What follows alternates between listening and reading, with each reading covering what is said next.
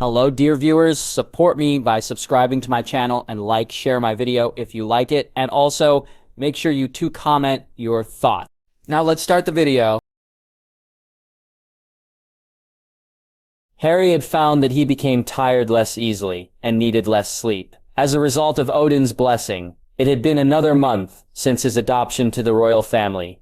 Frigga had been given a mirror at her insistence, and had Harry over for dinner at least once a week. Loki and he had been pranking each other non-stop. Harry had found himself bound to the ceiling and muted at one stage, while Loki had been sunk into the floor and stuck there for an hour, before their mother insisted that family dinners were no place for their war. They had grudgingly agreed after they each freed the other.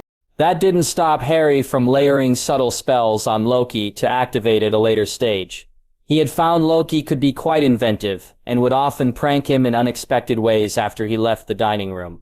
Once he had gone to sleep and had woken up next to a stranger, he had panicked until it became clear he had been charmed to see Natasha as a different person. He had taken his vengeance by activating one of his delayed spells to have Loki forget how to walk for a day. So far neither of them would admit defeat, and the Citadel was abuzz with stories of their friendly war. Harry had continued his work at the Institute, trying to help genetically enhanced individuals come to grips with their powers. For some, he had enchanted bracelets to allow them to appear as normal humans once it became clear their physical appearances were not capable of reversing themselves.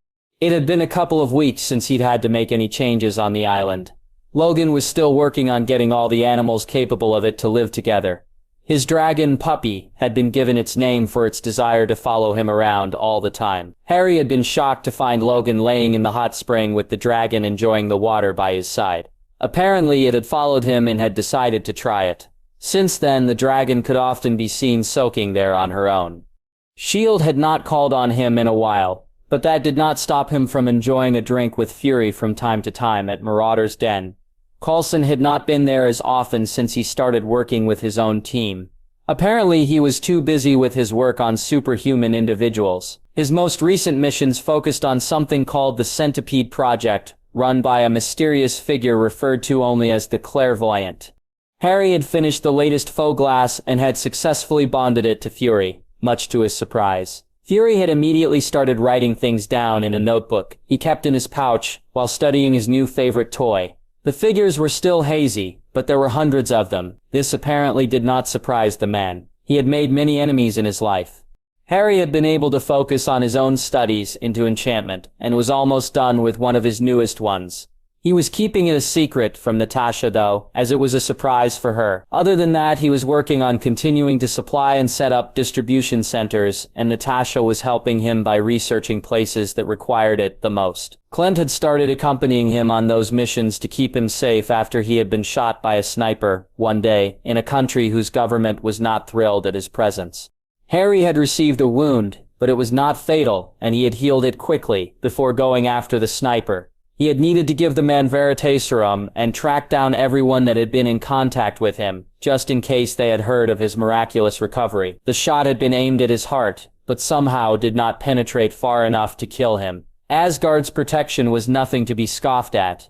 Natasha did not have the heart to try to dissuade him from continuing his work, but had insisted on protective gear when he did. Since then, he had started going as Ghost. Nobody had attempted to shoot at him again, since from their perspective, Harry Potter had hired the Ghost to do his work for him, and nobody wanted to piss off the Avengers by attempting to kill one of their members.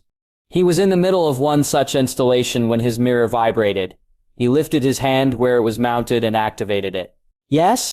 Harry, they are attacking the Citadel. Come with haste," Odin urged. Harry instantly dropped what he was doing, grabbed Natasha and activated his portkey to their chambers in Asgard. When they arrived, he could hear alarms going off and screaming in the distance. Harry picked up Natasha, who was suddenly in her dragon armor and widow gear, and took off flying down the halls. Harry heard a great crash in the reception hall, so Harry flew that way. When they arrived, though, it was too late. Dead and dying guards lay everywhere, with unknown enemy soldiers scattered about. Odin had also only now arrived with his spear, Gungnir, in hand. Harry approached the king and he heard him whisper his wife's name. "Where is she?" Harry asked urgently. "Her rooms," Odin replied. Harry did not wait. He put a hand on Odin's shoulder and hugged Natasha to him. they appeared to a scene which horrified him. A beast of a man stood there holding the queen in the air, with one hand and plowed a sword through her back. Thor had just arrived and was attacking the man that seemed to have been interrogating the queen. The monster lost an arm to Odin's spear as he grabbed the man and jumped from the balcony. Harry had run to Frigga and kneeled down over her, hands over her body. He was pushing his magic into her to stop the bleeding and to try and stabilize her. It was taking a lot of energy. Whatever that blade had been hadn't just cut her. It had disintegrated flesh wherever it made contact. "Harry, you must call for Fawkes," Natasha told him, but Harry was so focused on the queen, he didn't seem to hear her. Natasha looked into his eyes and saw something that scared her to her core. His eyes were glowing more brightly than she had ever seen before. She could feel the rage rolling off of him in waves. He seemed to barely be in control of himself, doing what he could just to keep Frigga alive, while straining against some form of instinct or power. "Fawkes, please come to us and help your friend." Odin, who had run up to them when the enemy escaped, cried out in desperate hope. Harry didn't even look up when Fawkes appeared. He could not hear the Phoenix song. The rage and the power rolling off of him was trying to pull him from the one thing that might save Frigga's life. He felt something inside him which knew that the queen was almost gone. Somehow her life would come to an end in just a couple of seconds. Then, the feeling went away, as Fawkes cried his healing tears into the wound. When her life seemed to be safe, he lost all coherent thought, as whatever instinct was fighting the power seemed to relax and fail. When he came to, he was standing up. Someone was holding him. He looked down and saw Natasha, holding him in a tight hug. For a second he was confused. He didn't know how he was standing. He looked around and saw Loki and Thor, holding him up by the shoulders so that Natasha could hug him. Then he heard her words. "Snap out of it, Harry. We need you here. You saved her. Don't become a monster," she was saying. Harry lifted his tired arms, somehow having taken strain as he poured more and more magic through them to try to safeguard the queen's life. When he hugged her back, her head snapped up and met his gaze. "You have control," she asked. "I think I do." "What happened?" he asked weakly. "You were not yourself. You had tried to rush off after the enemy. You were not in control. Nothing we said seemed to get past your rage," Odin said from his wife's side.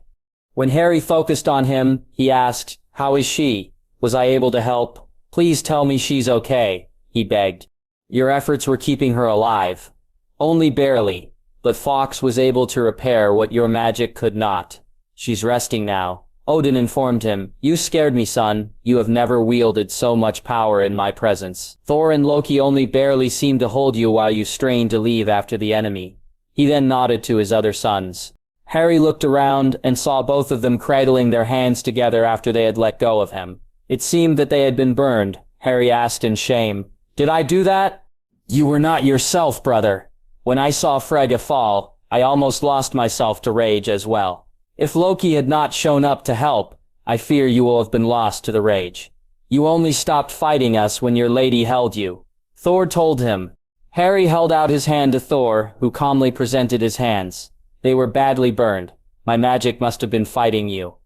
"Sorry for hurting you," Harry said shamefully as he healed his hands.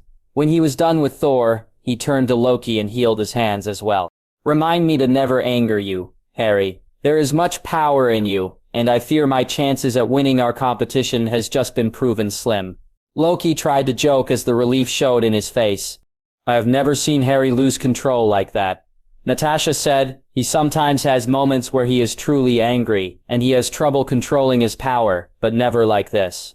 He can usually control himself. This was different. It was like he was becoming someone else." Harry could hear the fear in her voice. "I never wanted to scare you, love. When I saw Frigga hurt, I almost lost control. I wanted nothing more than to burn the monsters that attacked her until not an atom of them existed. I wanted to burn their souls," Harry said as he shook, but then he calmed himself. "Luckily, I was able to remain in control to help Frigga. After she started responding, I relaxed and the anger took control. After that, I don't remember." "You have a berserker's mindless rage. I would be proud of your righteous anger, for you show you care deeply for Frigga, but you were not the man that I know you are. We will need to address this in the near future. But for now, we have other troubles," Odin said as he looked up at the door. where Jane Foster had just walked in. "Will she be all right?" Jane asked worriedly, walking up beside Thor. "Thanks to my brother, she will make a full recovery," Thor assured her, putting an arm around her shoulder. Harry noted a flash of anger cross Odin's face, but he smothered it. "My wife almost gave her life to protect yours. I will not make her sacrifice be in vain by being angry at you, for she was trying to protect all the 9 realms," he said as he picked his wife up and took her over to her bed. "We must discuss how to continue to do so." Thor pressed for them to have Malekith extract the ether, when even Harry's magic seemed unable to help. Odin was not going for it. He hoped to draw the Dark Elves back to Asgard so they might defeat them where they held the upper hand. There was a lot of anger being aired, and Thor was obviously worried about Jane, whose health kept on declining. "I think Thor's plan has the best chance of succeeding, but we need to ensure that Malekith is stopped and with as little loss of life as possible," Harry interrupted before they could start arguing again. "We could travel to a safe location, where nobody else is in danger, and I could help attempt to destroy the ether." "No, you are not yet fit for battle. I know how much energy you used sustaining your mother's life," Odin exclaimed. "You have been hiding it, but I can sense you damaged yourself while focusing your magic on the task." Odin finished softly. "I can live with this. It is only temporary and my magic will restore me in less than a day," Harry replied confidently. "Then we will wait and reconsider our options when you are ready for battle. I will not lose any of my sons to a fool's errand," Odin said with finality. Harry had since been forced to eat and rest. Natasha had been on her mirror, discussing the current state of affairs with Fury. He'd had some people get in contact with experts like Eric Selvig to find out where the largest impact of an event like the convergence would be. Apparently he had been caught streaking through Stonehenge, speaking of the realms coming into alignment. S.H.I.E.L.D. was currently evacuating Greenwich, just on the off chance that Selvig wasn't completely insane. Harry woke up the next morning when there was a knock on the door. Natasha was already dressed and ready, so she went to the door to find Frigga there. When she came in, she hugged Natasha tightly and then came to the bed where Harry was starting to get up. "Lie down and let me look at you." She interrupted him. "Odin was not happy when I decided to get up, but he could not keep me when one of my sons may be in pain," she said. "I am feeling much better, Frigga. Thank you for your concern," Harry said, laying back so she could inspect him. "I hear I have you to thank for still being among the living. You and Fawkes, that is," Frigga said, as she looked up to the headboard of the bed, where the Phoenix had slept that night. "Thank you," she said. Fawkes nodded at her, and she smiled, before continuing to check him over. "You don't seem to have any physical damage, at least. How is your magic?" she asked. "I am fully recovered. Since I received that blessing from Odin and Asgard, my magic seems to have been bolstered some. I am regaining my strength faster these days, which is miraculous, since it was already quite fast since I came to this reality," Harry said honestly. "Asgard's blessing gives you strength and endurance. It was my blessing that helps with your magic. I am not considered a skilled wielder of magic. For nothing, you know, Loki learned much of his illusions at my instruction," she said with a smile. "Even though the magic you wield is different in some regards, it is still energy and you will be able to handle more with time as you get older." "Thank you, Frigga, Mother," Harry said. When he thought her lost, he had, for a moment, thought he'd never get the chance to call her that. He did not want to regret not doing so now.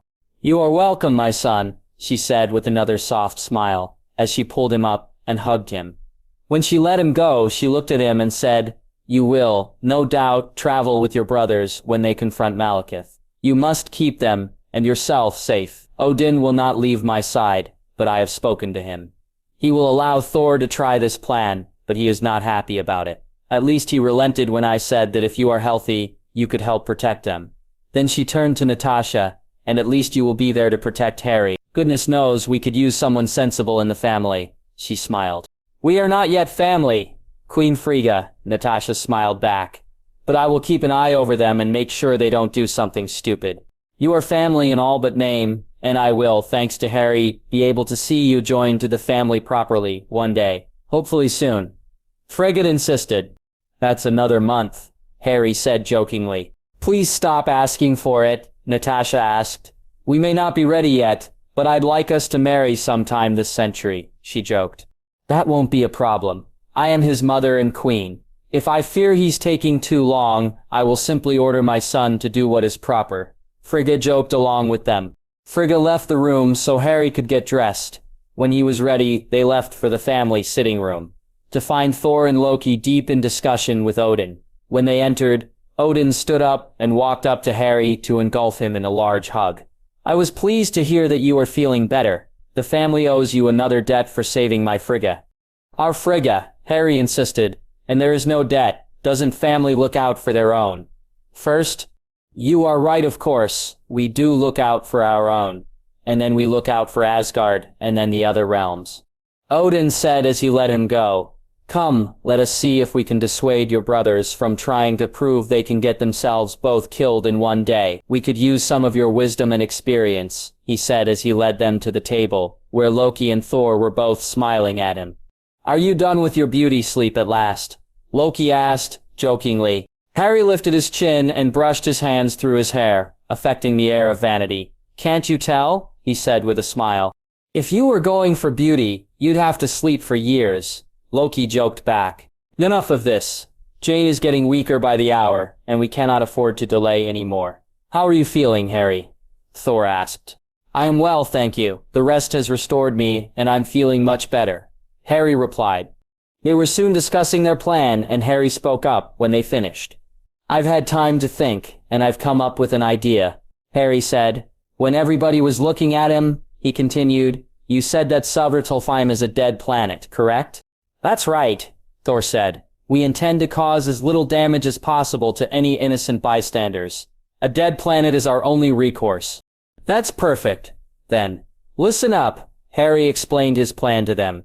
There were a couple of feral grins as Harry finished. Okay, never mind about getting you angry. Remind me never to have you against me at all. You can be a vindictive, scary person when you start calculating. Loki said in awe, I love it. Indeed, your plan is brutal, but also brutally efficient, Thor said. With that as part of your plan, I have no objection, Odin said. Just be careful. A lot still hinges on Malekith, taking the ether out of Thor's mortal. Thor frowned, but let it go. They were soon on their way to fetch the royal magic carpet. It was faster than their flying ships, and had enough protections to keep Frigga from being overly worried. Loki offered to lead them through a hidden pathway between the worlds, trying to impress Harry with his knowledge. It will be just as quick as using the Bifrost, but will have the benefit of being clandestine. Nobody of even Asgard will know we had left the realm. Only Malekith should detect it, he had said. They soon found themselves on the royal carpet. You made this? Loki asked. At Harry's not, he said. It is quite responsive, and I can feel its potential for speed and protection. How much would you want to make me my own? Natasha spoke up before Harry could respond. I suspect you would enjoy his flying brooms even more. They can go more than twice as fast as the carpets. Harry also prefers them. He's a bit of a speed junkie, and was quite the star in the magical world for a sport they played on brooms. If that's so, you will have to let me try one of your flying brooms in the future then. If you could go more than twice as fast on a broom as I can feel this carpet can, then it must be quite the thrill. Loki said with a thoughtful look in his eyes. I'd love to introduce you to the sport sometime. Maybe we can take the time to look at a memory of the last Quidditch World Cup I was able to attend. Harry mused. He liked the idea of introducing someone that might appreciate the sport. Loki did love the magical things Harry had thus far introduced him to. We'll have to make the time. Who knows? Maybe we can revive one of your favorite pastimes, Loki offered. We'll have to see. I suspect it might be a different game if you include only a culture of warriors. I'm working on something special that might allow me to have others enjoy it too, Harry said mysteriously. They arrived at a cave, through which Loki flew them at high speeds. Just before they crashed into a wall, they felt themselves passing through something, and soon they found themselves on a different world. Did we just pass through a hole in reality? Jane asked. She was weak, but Harry had been able to bolster her health slightly. She wasn't in danger of dying in the next day or so, but Harry could only sustain her so long. The ether seemed to eat at the magic first, before it continued eating her life away. It is less a hole or a tier than it is a junction point between different worlds. There are many of them around, in places of power, where the borders between worlds are not as thick, Loki explained. You just need the right knowledge and power to find and manipulate them. So, you broke through some sort of barrier. Why not use that when you attacked New York? She asked bitterly. She had not forgiven him even if people said he was reformed. Where the Chitauri came from, they were not close to any of the 9 realms that are connected by Yggdrasil, Thor explained. He knew of her mistrust of his brother, but decided to leave it be for now. He had explained it to her to some degree, but Jane was a woman of science. Magic didn't mean much to her. She could usually explain things away in scientific terms, and when that failed, she reasoned that there was just another type of energy they just had not discovered yet at play. It was a couple of hours later when Harry and Natasha climbed off of the carpet and went invisible. For their part of the mission, they needed stealth. Soon the ship of the Dark Elves arrived. When Malekith and some of his troops exited the ship to confront Thor and Loki and take back the ether, Harry and Natasha made their way on board. They moved to the lowest bowels of the ship, and Harry did what he had come here to do. Once he cast the spell, he apparated Natasha out to the silenced area he had set up beforehand. They flew back around the ship to find Thor, Loki, and the Dark Elves fighting. Malekith had already absorbed the ether and was making his way back onto the ship. The doors closed, and the ship took off, leaving some of their people behind.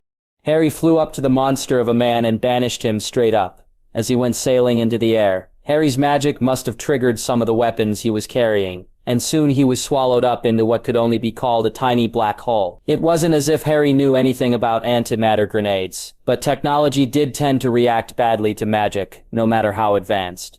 The ship, in the meanwhile, had started going invisible, but then it stopped as an explosion broke the lower part of the ship off, and the whole thing started coming down to the surface of the planet. Bright plumes of green and angry red fiend fire could be seen eating through all of the hull of the ship. There were what seemed to be escape pods flying from the ship, but they too were on fire. It didn't take long at all for the fire to engulf the entire ship. Harry noted that the fiend fire did not eat at the dead planet's surface. His control must have been stronger than before, as well, since he had been able to easily stop a hungry flame as it tried to make its way to where Harry stood with the others. It looked like the flame was trying to fight him for a second before returning to the ship that was slowly being consumed in its entirety. An hour later, not even a husk of the ship was left. All of those that had been in the ship had been eaten. The fiend fire dying as the last of its fuel was consumed. Harry took the device he had been given by Odin and went to the crash site. He soon found a stone completely formed and untouched by the fire.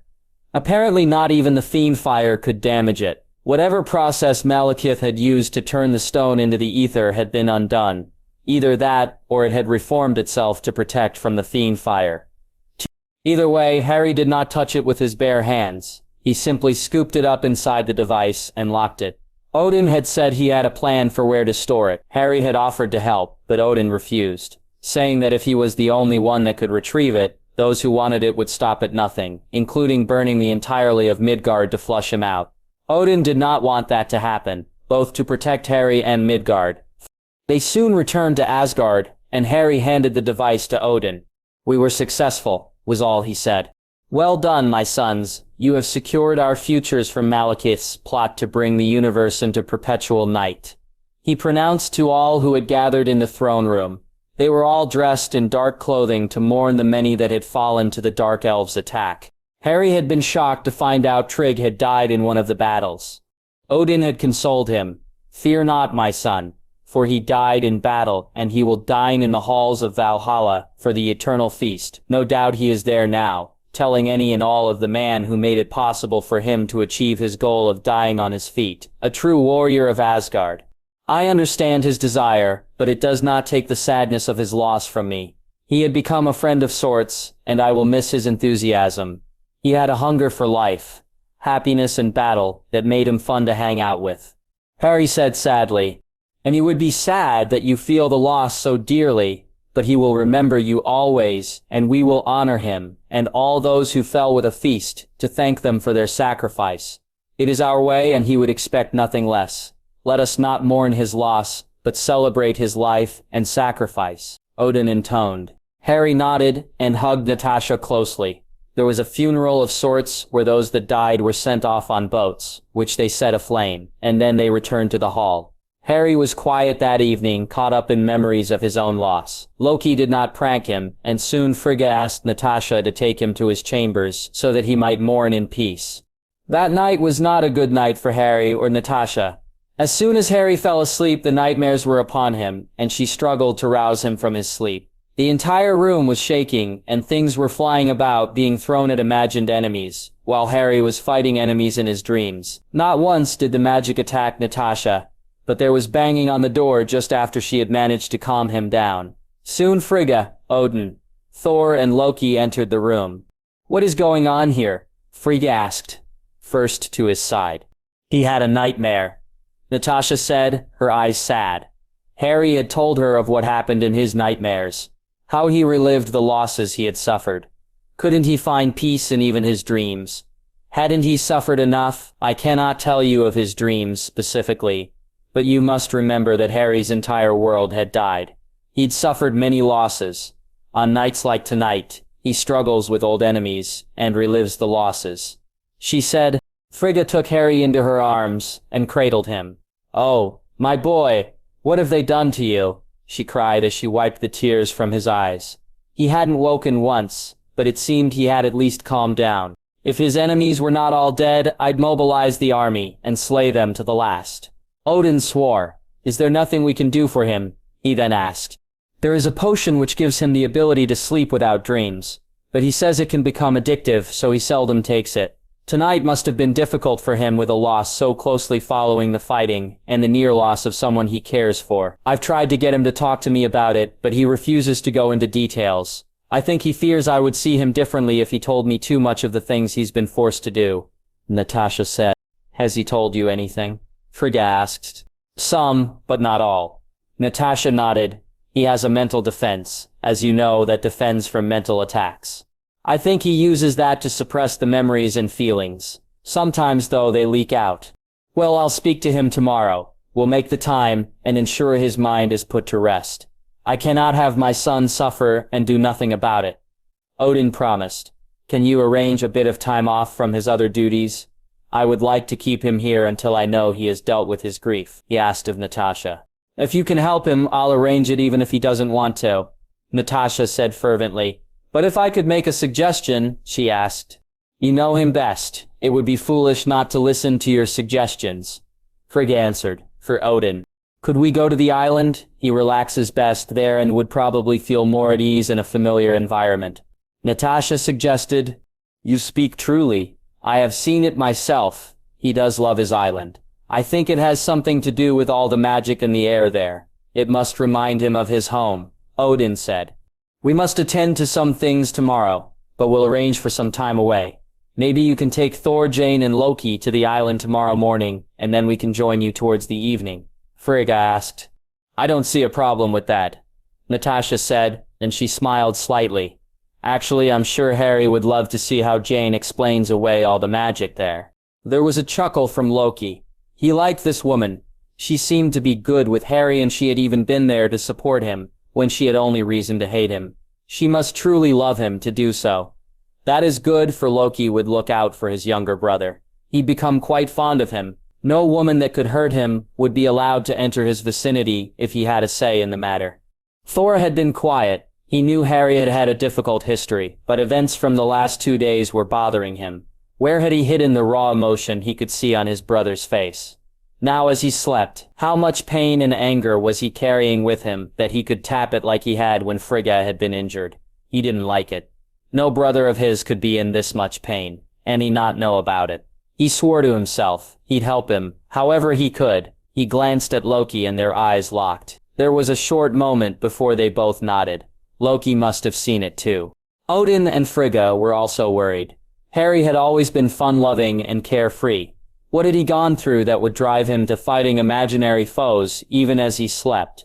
They had been awoken by their rooms shaking, and they would not be surprised if the entire citadel had felt it. If this was a growing issue, they'd have to step in before it consumed their normally happy, new family member.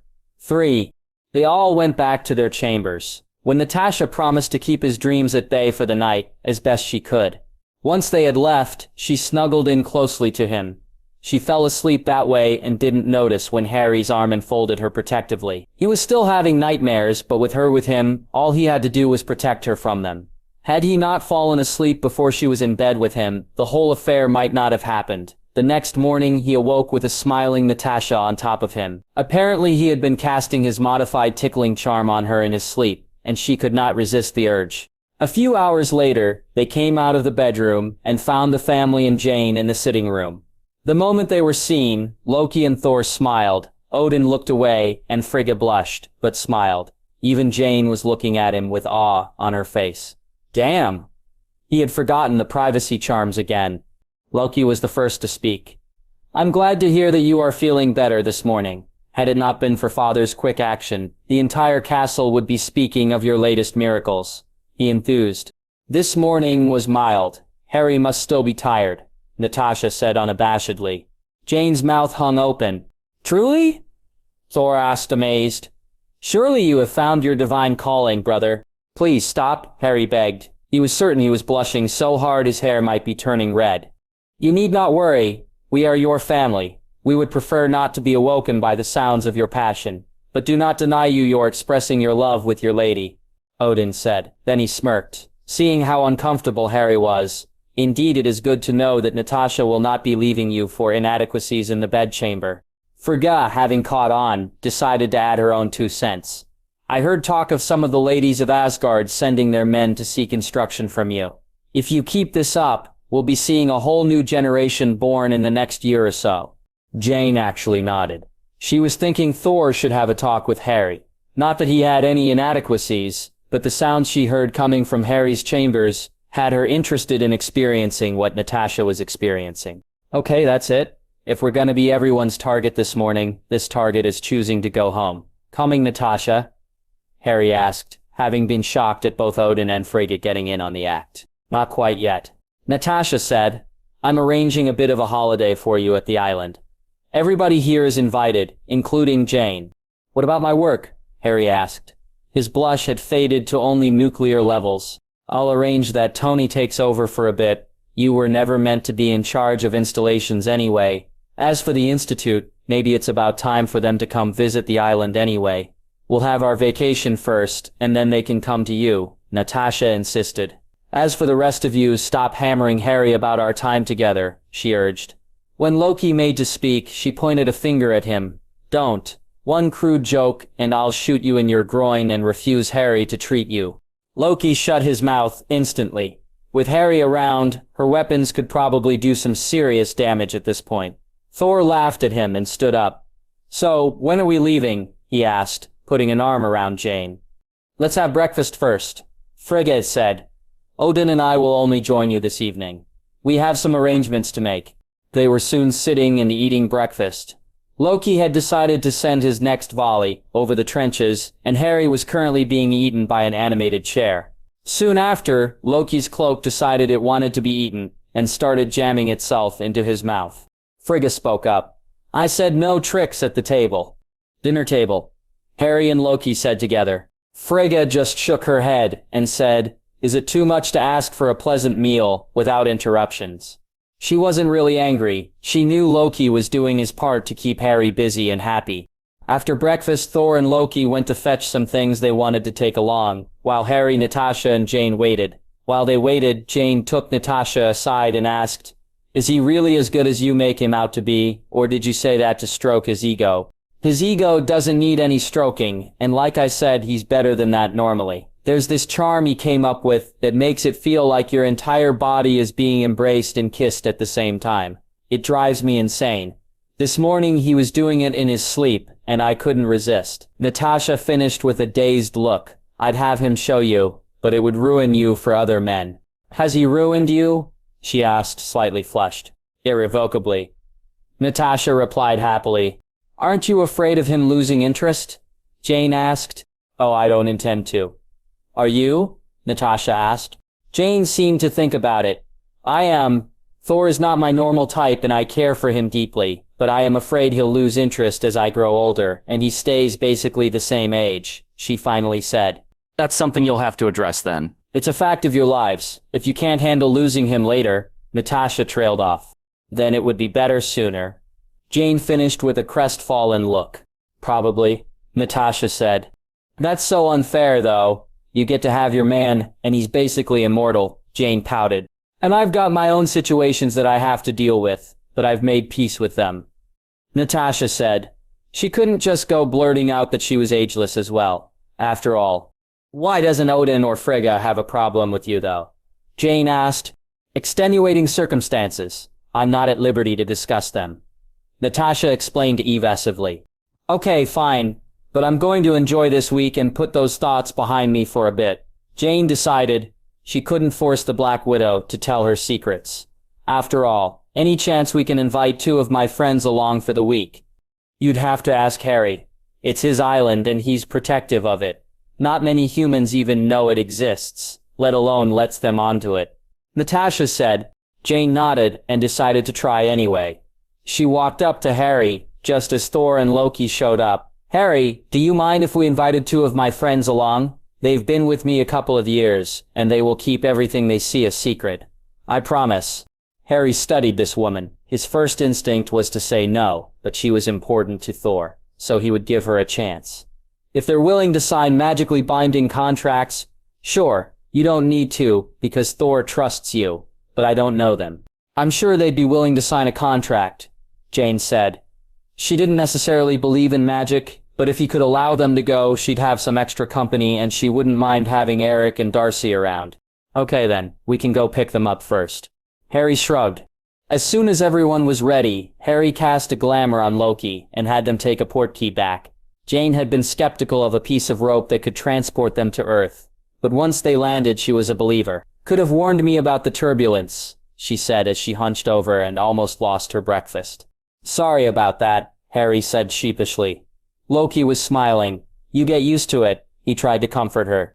I'm not sure I want to, she complained as she stood up. Okay, call your friends, Harry said as he handed her his phone. We need to know where to pick them up. She made a quick call and found out they were staying in an apartment in London, but they weren't there. They were trying to go to Greenwich to see the convergence, but were being blocked by agents. They apparated to the location, and this time Jane did lose her breakfast. That was even worse, she exclaimed, as she finally got up. Maybe we can give it a couple of minutes before we go to the island, Thor asked worriedly. It's not a bad idea. I'd like to see the convergence anyway, Harry said. They soon found Jane's friends, and when the agents tried to block them again, both Harry and Natasha flashed their badges and they were let through. You're agents? Darcy asked. You don't look like agents. That's how you know we are. A good agent can't be distinguished from a regular citizen, Harry joked. But they're not usually hot either, Darcy said as she looked him up and down blatantly. I like her. Can we keep her? Loki asked, when Darcy checked him out too. Too bad it wasn't his real face. No, Jane said instantly. Keep your hands to yourself, she said to Darcy. You never know where he's been. Aw, man, she complained, completely ignoring the look from her intern. They were soon in the exact location Eric had predicted the event will begin. They took out some equipment and started measuring readings. Harry didn't understand. He was taking his own readings with magic. Thor was looking over Jane's shoulder, but when he couldn't understand what she was doing, he walked over to Harry, only to be stopped by a wall of force, as Harry suddenly lifted his hand. Watch out! It started. I can feel breaches opening up all over the show. To show him what he meant, Harry moved his hand and right in front of Thor, a portal appeared, and he could see Sarkselfheim through it. Whoa, Darcy said. How are you doing that? She started walking to Harry. He lifted another hand, blocking her as well. What did I just say about breaches? Everybody stay where you are. He sent some magic through that breach, as well, so she could see what she had almost walked into. It showed the ground far below. This one was somehow connected from Earth to Earth, but 100 meters off the ground. You almost walked to your death, he exclaimed. Meanwhile, Harry was testing the energies he felt in play. If he could reproduce it, he might find an easier, better way to move from place to place. As they watched, portals to the other realms started opening over their heads. Harry started checking them as well. They were much bigger and manifested themselves fully without him needing to focus any magic through them. It gave him the opportunity to monitor the portals in their natural state. After a couple of minutes, He actually thought he had it, but he'd need to test it after the convergence, to ensure it worked correctly without the energies still in play at work. A couple more minutes, and the convergence had ended. Harry still felt around for portals, but after they disappeared, no new ones seemed to pop up. "It's over," Harry said. "You can move again." Then he looked at Jane and Eric, who were looking at him like he'd just grown a second head. "What are you?" Eric asked. "That's a secret until you sign a contract that will enforce you to not reveal it," Natasha said for him. "Did you record any useful data?" Harry asked. Eric shook himself and answered, "Yes, actually. It'll take a couple of months, but we'll work through it. In about 5,000 years, someone will be able to use it." He laughed. "Someone can use it already. Maybe." Harry said mysteriously, "Okay, are you ready to sign a contract?" he asked, producing 3 of them from his pocket. They were standard ones that someone couldn't reveal his secrets without his permission or the information would be wiped from their minds. Eric took his and signed it without reading it. Darcy looked at hers first. "Does this thing say that our memories of your secrets will be taken away if we try to tell someone?" she asked incredulously. "That's right, and if you don't sign them, we'll take them anyway, and you can't go with us to see more," Natasha said. "Damn it. How am I going to post about all this if I can't tell anyone?" she asked, as she signed the document anyway. "Sign the contract, Ian," she said to her intern. He reluctantly signed his contract. "Good," Harry said. "Okay, so we're gonna go on a bit of a holiday." He turned to Ian. "Sorry, Ian, but this is invitation only. On the bright side, now that you've signed the contract, Darcy can tell you all about it when she comes back, if you don't break the contract." Then he turned around. "Okay, so let me see if I've got this right." He lifted his hands and turned them like one would a steering wheel, clockwise. As he did so, a faint shimmer could be seen appearing, if you knew to look for it. "Cool," Harry whispered. "Okay, you stay here while I check that it's stable."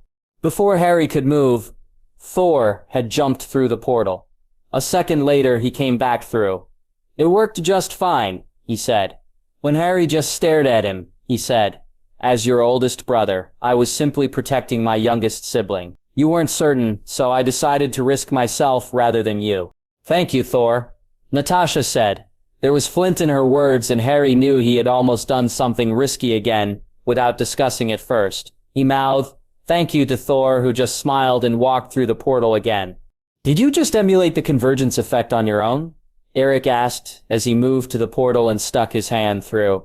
"Remarkable." Then he walked through. Soon everyone was through, except for Harry, Darcy, and Ian. Darcy turned to Ian. "Okay, thank you for your service, but we don't need you anymore. Bye." And she too jumped through the portal. Harry looked at Ian, shrugged, and walked through, letting the portal close behind himself. "That wasn't very nice," Harry said to Darcy. He was smiling though. "Not nice, but so funny. You should have stayed to see his face. It was priceless." "What did she do?" Loki asked with his own smirk. "Oh, by the way, Ian, you're fired. Bye." Harry imitated her voice. "Exactly." Loki started laughing. "We really should keep her. She's fun." Jane walked up to Darcy, who was still looking at Harry in awe for impersonating her voice so perfectly, and grabbed her around the shoulders. "She's mine. Find your own," she said at Loki. "Hey, I don't belong to anyone." "Besides, you've got your own hunk. I say if this guy wants me, he can try to catch me. I might even let him." Then she looked Loki in the eyes. "But this is catch and release. I don't do long-term with people I just met." "Wait until you see who you are talking to first," Jane warned. "Oh, right. I forgot I had that up," Harry said as he released the glamour. Darcy just stared at him. "It's Loki." "Oh, come on." Then she turned to Harry. "How could you just forget?" Harry sees through his own glamours, so he sometimes forgets. Natasha informed her. "Glamours?" Darcy asked. "You do magic?" Then she walked up to him and took his hand and shook it. "Darcy Lewis, are you single?" "He's already spoken for," Natasha said coldly. Darcy slumped, then smiled again. "Can't blame a girl for trying." She walked up to Loki and slapped him hard through the face. "That's for New York." Loki was holding his face. "Is this going to happen all the time?" he asked. Jane just laughed. "That's what I did when I saw him first." Harry turned to Loki, also smiling. You did attack our world intent on enslaving the race. I said I was sorry, he whined. Then he also smiled. I guess I do deserve it, though. Eric had been watching since Loki was revealed. At first he was scared out of his mind. When he took the slap to the face, though, he suddenly shook himself. He walked up to Loki and kicked him in the groin. When Loki fell to the ground, he kicked him twice more. Then he smiled. I feel better, now I could do with a drink.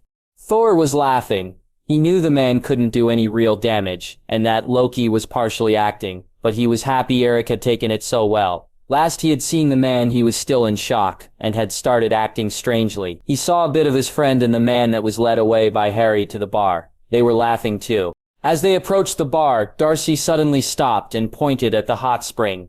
Is that a dragon hanging out in your jacuzzi?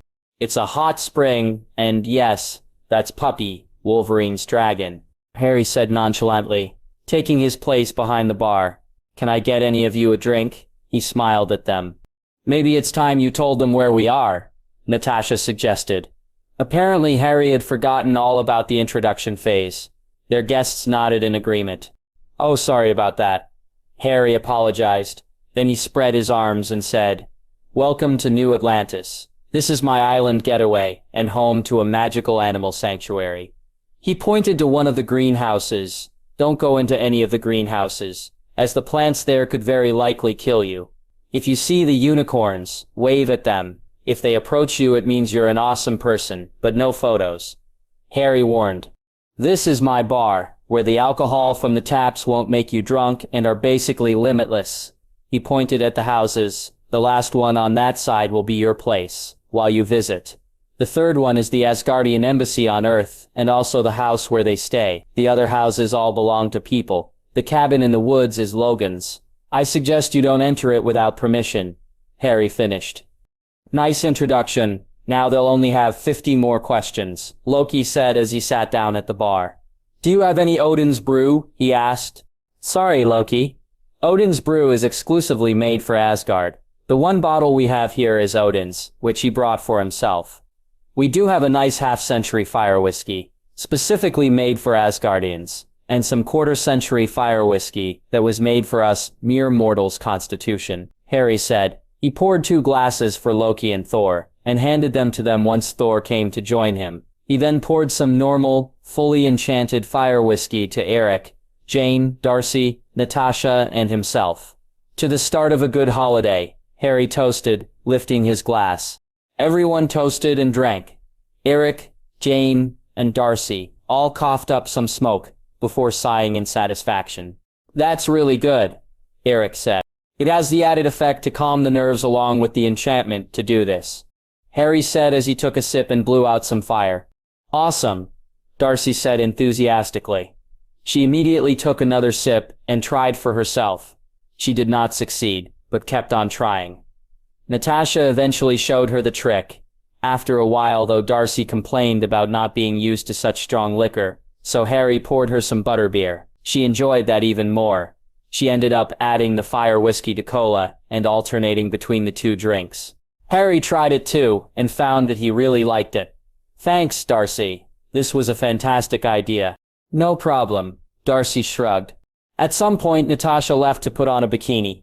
Harry just conjured a screen, banished his clothes to his room, and conjured some swimming trunks for himself before running and jumping in the pool.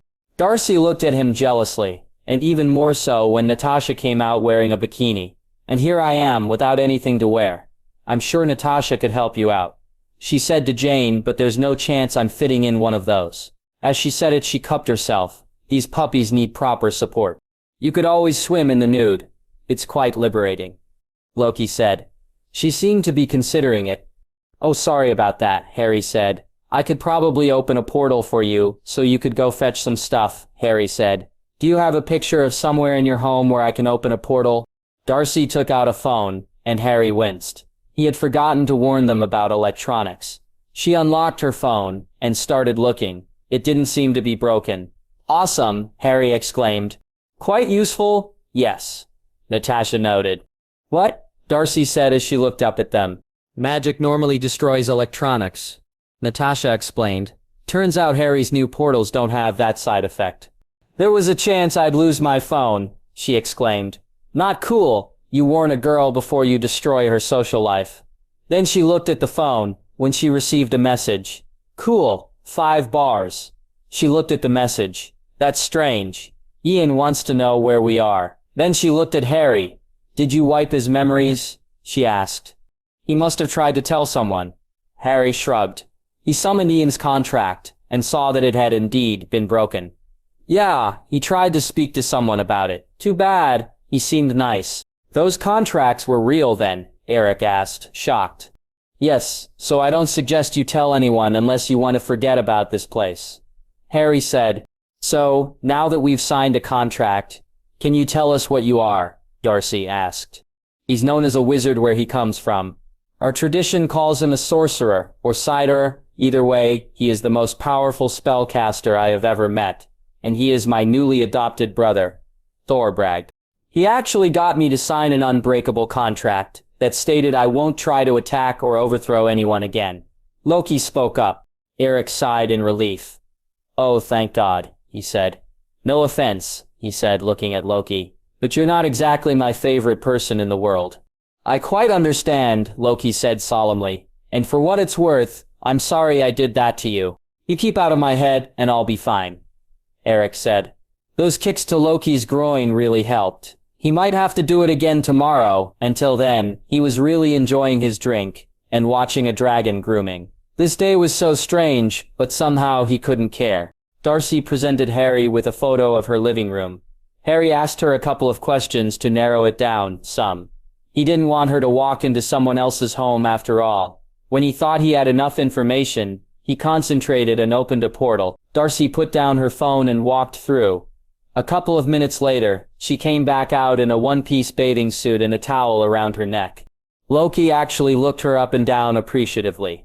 I can't stop you from looking, but hands off, Darcy said tartly, before she jumped into the pool, after throwing her towel on a stool. Don't you need some sunblock? Jane asked, when Darcy came up. She was getting kind of warm herself. You're not exactly tanned anymore. I could always apply some for her, Loki offered with a smile.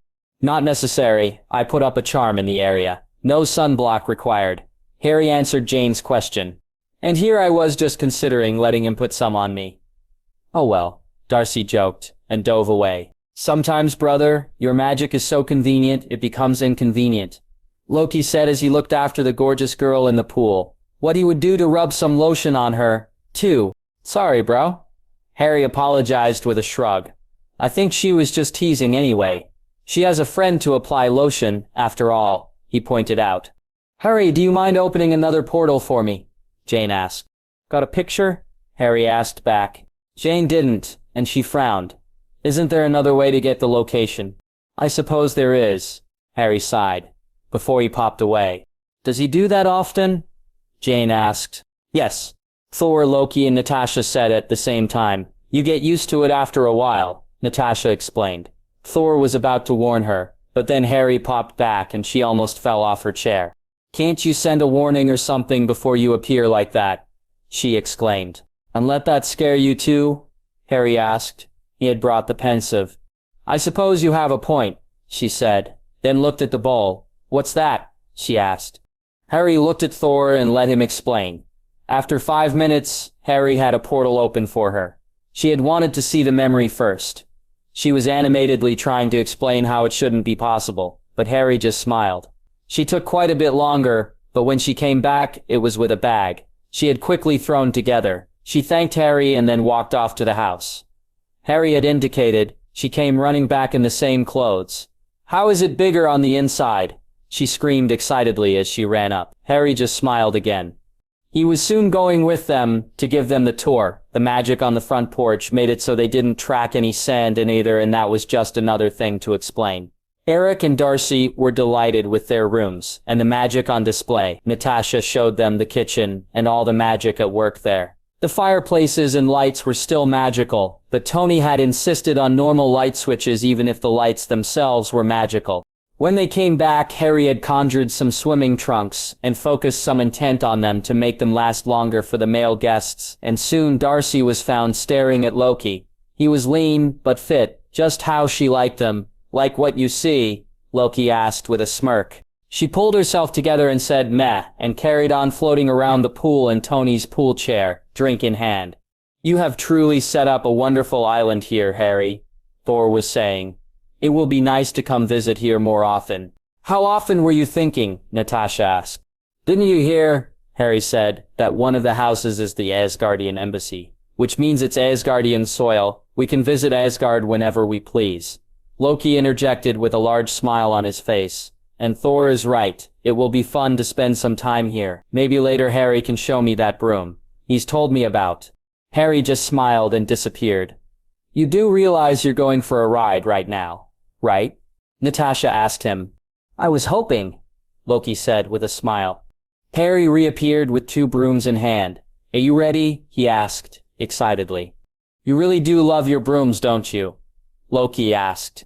Hey, why are you carrying old school brooms? Darcy asked from the pool. She had heard Harry popping away and coming back. These, my dear, are Harry's magic flying brooms. We're about to go for a flight. Want to join me? Loki asked. Hold on there for a second. No first-time flyers carry passengers on my island, Harry interjected. You don't even have a flying license, he finished. Oh, please, how difficult can it be? Loki scoffed. He found out, after the first time that he fell off, he started more slowly. He had attempted to follow Harry's example, and the broom had ripped out of his hands. Yeah, you shouldn't attempt to do as he does. He was a natural-born flyer back in his homeworld. He was internationally known for his skills. Natasha had said with a smirk. Loki did not give up, and half an hour later was flying laps around the island at full speed. When he finally landed, his grin was from ear to ear. I see why you love these brooms, he told Harry. At first I struggled, but then once I got the hang of it, it started feeling simpler until it became second nature. It feels almost natural now, like this is how man was meant to fly, he said in wonder. Finally, someone gets it. Harry crowed to the sky, falling down on his knees. You just made Harry's day, Natasha said with a happy smile on her face. She'd wanted to join him, but wasn't magical. She had hoped someone could share this with him. He's always complaining that people like the magic carpets more. There's not even a comparison. Magic brooms are obviously better. They handle and maneuver so much more directly that there really is no way that anyone could think of them even in the same category. Besides the fact that they fly, Loki said. It's like comparing a portal with the Bifrost. They still take you places, but one is obviously better than the other. Even I must admit, Harry's portals do seem more convenient, Thor said. Would you be able to make one to Asgard? He asked Harry. Let's find out.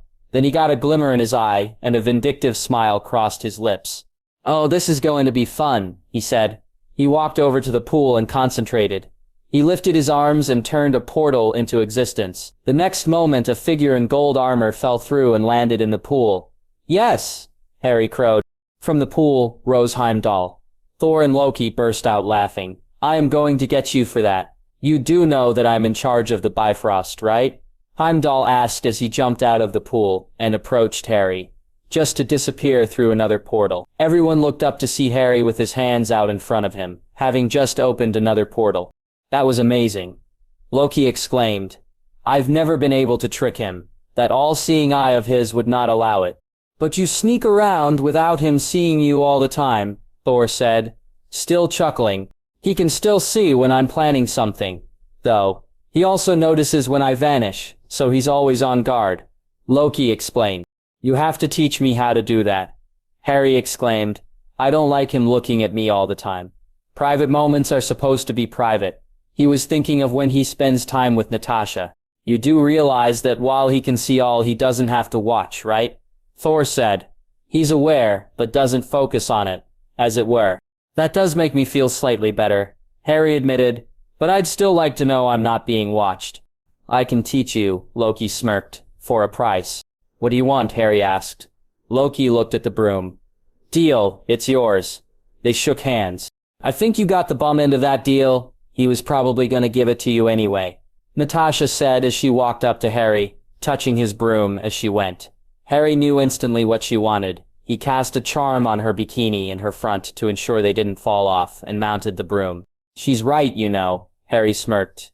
He then pointed at Loki. When Darcy approached him, No passengers until you can cast a sticking charm without me. Can you cast one of those now? He asked, hopefully, looking at the girl. If you promise to take it slowly, Harry countered. I promise, Loki said. Harry cast a sticking charm on her and had Natasha demonstrate how to mount, explaining how the sticking charm worked. Just in case he cast another sticking charm inside her suit, so that it wouldn't tear off if Loki accelerated too quickly. Oh, Darcy exclaimed as she grabbed her chest. Warn a girl before you magic her goods. Sorry, it's just extra security. Harry apologized. He had to unstick her hands from her chest before they could take off. Half an hour later, Darcy was a new member of the Broom Support Club. Loki was a supporter of the giving lifts to well-endowed girls in skin-tight outfits on brooms pressed up to your bare back club. He didn't want to come down, but relented when she asked anyway. Apparently she was getting cold too high up. He could tell. When they landed, Harry had turned himself and Natasha invisible to see what Loki would do. Harry, get your butt out here and undo this sticky magic. Darcy was screaming. Perhaps it will come loose in the pool, Loki offered. Fine, but fly there, I don't want to have you carry me. You'd use the excuse to grope, she said. I would not. I can be a perfect gentleman. I'll have you know. Loki exclaimed. Damn, she was onto him. Just as they got to the water, Harry unstuck them from each other with a smile as he and Natasha became visible again. I'm free. Darcy cheered as she fell sideways into the pool. With how cold she was, the pool actually warmed her up. While she was under, Loki just glared at Harry. What? Harry asked. You knew the water would do nothing. I thought you could be a perfect gentleman.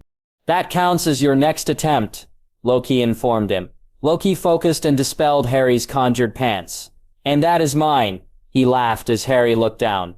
Nice, Darcy said from the pool, ogling him.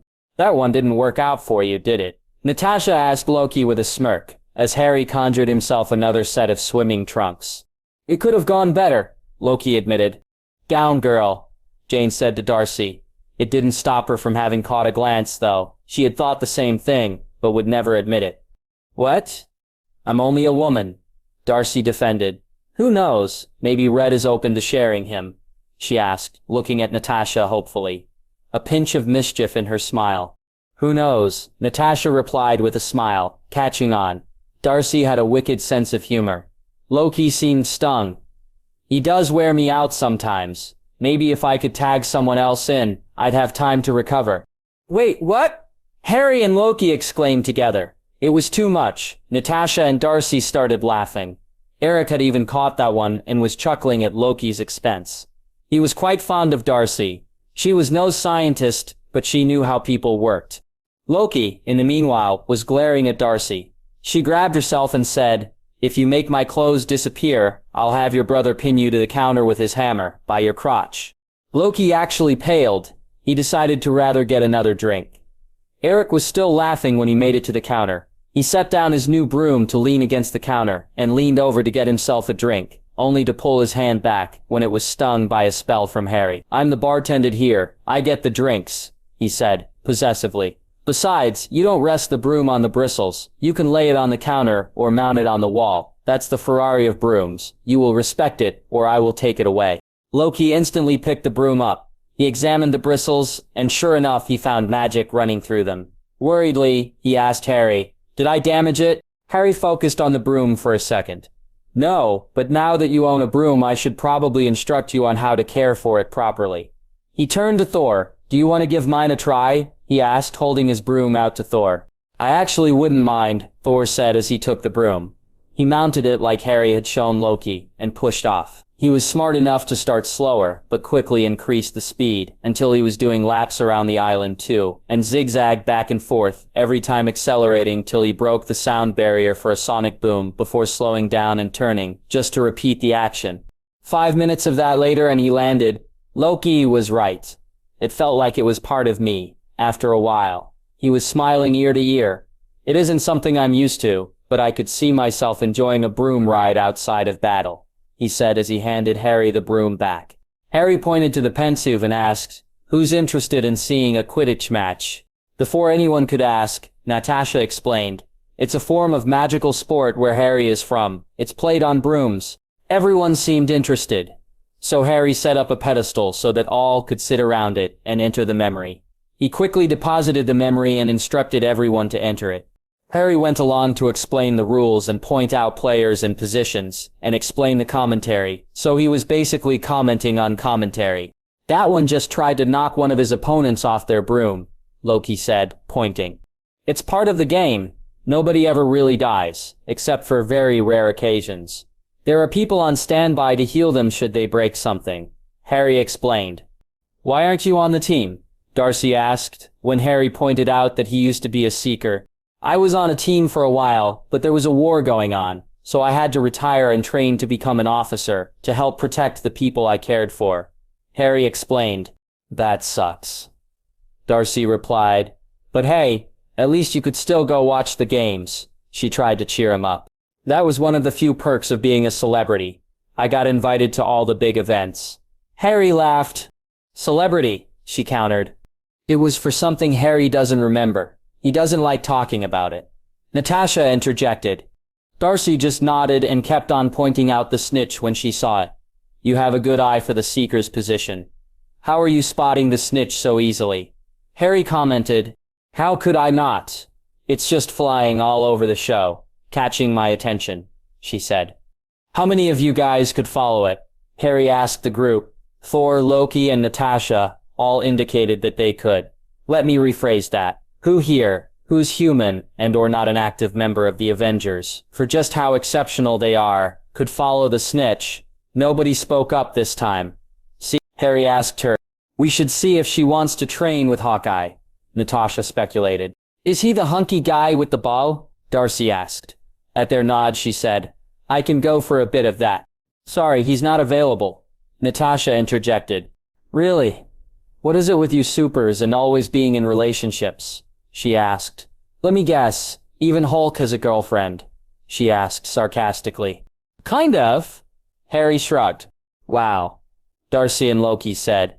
Septon is going out with his alter ego. Harry smirked. Loki gaped. How? Harry helped him attain some control. The Hulk is now a more willing member in the Avengers, and he listens to Bruce. Thor explained. The world has changed so much, so quickly, Loki wondered. When the memory ended, everybody started talking about the game. Thor decided that he wanted to be a beater, much to nobody's surprise. Loki thought he'd do well as a seeker or a chaser. The rest of the people, except for Eric, lamented that they couldn't ride a broom without a magical on board. Actually, Harry begun, I have been working on something for that. He looked at Natasha. Would you like to be the first non-magical to ride a broom on your own? Natasha nodded vigorously.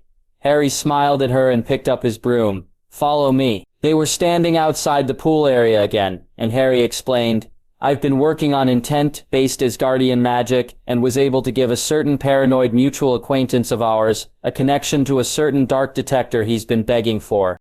Do you mean? Natasha started. She had been told of Harry's project for Fury. She did not know he had figured it out, though. Yes, I do, Harry nodded.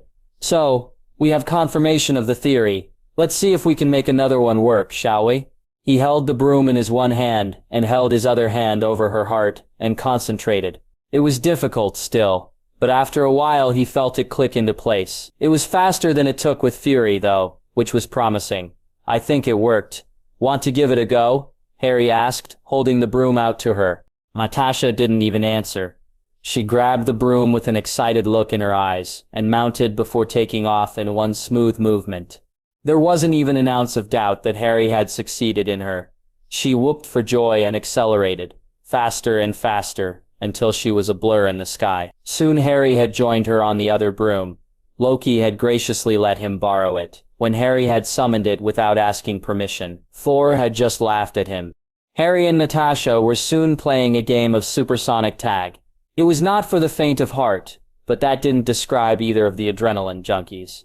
They stayed up there for an hour, and the sun was starting to set by the time they returned for good. Harry had stopped a couple of times to get people drinks before shooting off after Natasha again. When they landed, Natasha was still smiling. Her whole body ached from all the muscles in use during flying, especially at that speed, but it was a good burn. They were met by a few more faces, Apparently Sept had decided to join them, and she had brought Bruce. Tony and Pepper were there as well. "What the hell?" Tony exclaimed. "I thought only magical people could fly those. I turned Natasha into a magical—" "I thought you knew," Harry said, with a smile. "You what?" Pepper and Tony exclaimed. Harry couldn't help himself. He laughed and soon Natasha joined him. "He was able to bind the broom to me with intent magic," Natasha explained. Tony stopped gawking. "I should have known. If Harry could make magicals, I would already be one." "I think we all would, Tony," Pepper said as she hugged Natasha. "Hello, Natasha.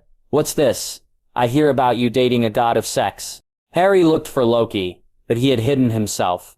"I'm going to find you and do bad things to you," he threatened. 3. Not if you can't find me. Loki's voice came from everywhere at once. He was hiding quite well, but Harry knew how to drag him out of hiding. "Tony, how are you doing? Would you like me to bond you to this broom I just so happen to have in my hand?" Harry asked. "No," Loki exclaimed, suddenly coming out from behind the bar. "That's my broom. You already gave it to me." "Are you sure? I seem to recall it was just lying there on the table for anyone to pick up." Harry asked uncertainly. Loki didn't care for Harry's revenge about someone spreading rumors. That was his broom. He walked up to Harry and grabbed it possessively. "Make him his own. This one's mine." "Tony once showed me this movie about magic," Harry began. "Anyone ever seen The Sorcerer's Apprentice?" As he said it, he cast a spell and suddenly Loki was trapped in a mirror. "What did you do?" Loki asked. He was about to hit the mirror when Harry held his hand up. "Don't you know anything about mirror magic? If you break that glass, it would be very difficult to bring you back. So be a good boy and take your punishment like a man." Harry chided, levitating the mirror to stand against the bar counter. Then he turned to Tony. "What brings you here?" "We were called by Bruce and Seth. Apparently there's a royal Asgardian family meeting and guests are welcome. We can't stay a week, but we're able to arrange 2 days," Pepper informed them. "If that's okay, you're more than welcome. This is more of a vacation, and I'd love to have you here," Harry said. Then he grabbed his head as it felt like someone was knocking on it with their knuckles. Damn, he'd strayed into the reflection and Loki was tapping on his reflection's head. Reluctantly, Harry released him from the mirror. "I do know some things about mirror magic." Loki smirked triumphantly. "You broke our rules of engagement. It was supposed to be my turn next, and then you went and spread rumors." Harry chided. "That was not me. You have your eldest brother to thank for that." Loki smirked. "Now it's my turn again," he said as he walked away. He'd have to think hard. The last 2 times Harry had both blocked the trick and then been seemingly unaffected by it. "Eldest brother?" Tony asked. He had been wondering if he wanted Harry to put him in a mirror. It would be a new experience. But then Loki had said something interesting. "Indeed, Odin has decided that Harry needs a family, so he adopted him," Thor said, coming up to them. Suddenly he was trapped in the mirror. Harry focused on it to make it insubstantial. It would not do to have Thor summon his hammer and break the mirror. "You'll stay in there until you apologize for spreading rumors," Harry said. Before Thor could immediately apologize, Natasha spoke up. "And 5 minutes after that, he'll let you go." Thor slumped, his easy exit having been blocked. "Sorry," he mumbled, and sat down on the floor, on the other side of the mirror. Jane took pity on him and went to keep him company. She found the fact that her hand passed through the mirror fascinating. "Is it out of phase?" Jane asked. "No, Jane, it's magic," Harry replied. "Did you remove one of its dimensions or put it to a different one?" Jane asked. "Yes, something like that," Harry replied. "It's out of phase," Jane said with a smug smile. "Science explained everything." "But how did I do that?" Harry countered. "I don't know how your technology works. I can just figure out the effects." Jane replied easily. "Dr. Foster, even I accept that it's magic," Tony said. "Then you are no longer a scientist," Jane replied tartly. "I like her," Tony said. "It's going to be fun to break her." Loki smirked at that. Then he turned to Harry. "So, god of sex?" Someone overheard part of a conversation and it kind of spiraled from there. Harry lamented. "So it's not true?" Tony asked. "Oh, it's true," Natasha said as she hugged Harry's side. "He sometimes does things in his sleep that make me have to wake him up." You learn a new trick, besides that tickling charm? Tony asked interestedly. I actually found a whole book on sex magic, Harry said. And before you ask, Odin has already asked for first access. After I'm done with it, then you can fight them for the right to read it. Next. Harry said, pointing at the mirror and Loki. Nah, I'll just copy it when you're not using it. Tony said offhandedly. Where's it now? He asked. The restricted section. Harry smirked. That's just unfair. You know those books don't like non-magical people. Tony whined. They like me just fine, Bruce said. One of them even followed me home, so I decided to keep it. That is not a book, Tony exclaimed, starting up a conversation they'd had many times before as they stated off towards the bar. It's called the Monster Book of Monsters, not the Living Book of Monsters. That thing is alive. Exactly, it's the Monster Book of Monsters. It is even called a book by its very definition. The fact that it is alive has nothing to do with it. Bruce was saying. Darcy was just looking back and forth between Thor trapped in a mirror and Jane sticking her hand through it. Eric passed out on the bar, too much fire whiskey, Natasha holding a flying broom, the dragon sleeping in the hot springs, and Tony Stark arguing about monsters with Bruce. She didn't know who Bruce was, but considering the company, chances are she'll find out. Best vacation ever, she exclaimed. An hour later, Odin and Frigga showed up. They were not expecting so many faces. But once they were introduced, they realized these were Harry's friends, so they had no problem with them. Odin and Frigga both thanked Tony and Bruce for helping Harry with the fire whiskey. No problem, Bruce had said. Yeah, Harry had us prepare your next 3 deliveries already. They're just waiting for you to ask for them, Tony said nonchalantly. They all settled down for a couple of drinks, until people started getting hungry. Harry asked Tony to order a bunch of pizzas from his favorite pizza joint. When the time was right to go pick them up, Harry opened a portal for them for the first time. What? Did you get a massive power boost or something? Are you actually sustaining a portal all on your own? Tony asked. Most intriguing. I can sense Yggdrasil at work here. When did you learn to tap into the pathways, Harry? Odin asked as he examined the portal. Earlier today, actually, while I was observing the convergence. I tested its energies, and I learned to emulate it. Harry replied to Odin's question first, then he turned to Tony. I'm actually just tapping into something that's already there. The power requirement is not as harsh as the portals we use for our IRDRs and WPTs. You have discovered a way to make portals without the use of Yggdrasil. Odin asked incredulously. That's all, Tony. I wouldn't know where to begin. Harry said modestly. It's all thanks to Harry. Actually, he introduced me to the study of rune magic. We later found out how to power them, by using some of Harry's power, to produce more of his power. Tony explained. We use that to power most of Potter Innovation's new devices. You're the Harry Potter, Darcy exclaimed. Seriously? Yes, he is, and he's still spoken for. Natasha said calmly. You said earlier you might be willing to share. Darcy asked. This time she didn't sound like she was joking. What's this? Frigga asked, scandalized. No son of mine will do such a thing, and not tell his mother. Natasha was just joking before. When she said that, Harry said with a scowl at Darcy. Can't blame a girl for trying, she said again. Excuse Darcy, she has absolutely no shame. Jane apologized for her. I find it quite refreshing. None of this scheming behind people's backs. Loki said. When everyone looked at him, he asked, What? Everyone laughed once they caught on that he was joking. Thank you for being so accepting of Loki, Odin said once the laughter had died down. Harry told us Loki is no longer a threat. Bruce shrugged. We might not all personally like him, but we all personally trust Harry. Then he smirked, got up and took a step away from the bar. In a couple of seconds, he had transformed into Hulk. Hulk looked around, spotted Loki and screamed, Hulk smash! When Loki fell out of his chair and started scooting away. Hulk's face relaxed and he smiled. Hulk, remember puny god. Harry, good friend. You hurt Harry, Hulk hurt you. He then smirked and turned back into Bruce. His clothes were forming so quick, it was like they were part of the transformation. Did Hulk just trick Loki? Thor asked in shock. I believe he did, Harry said with a smile on his face.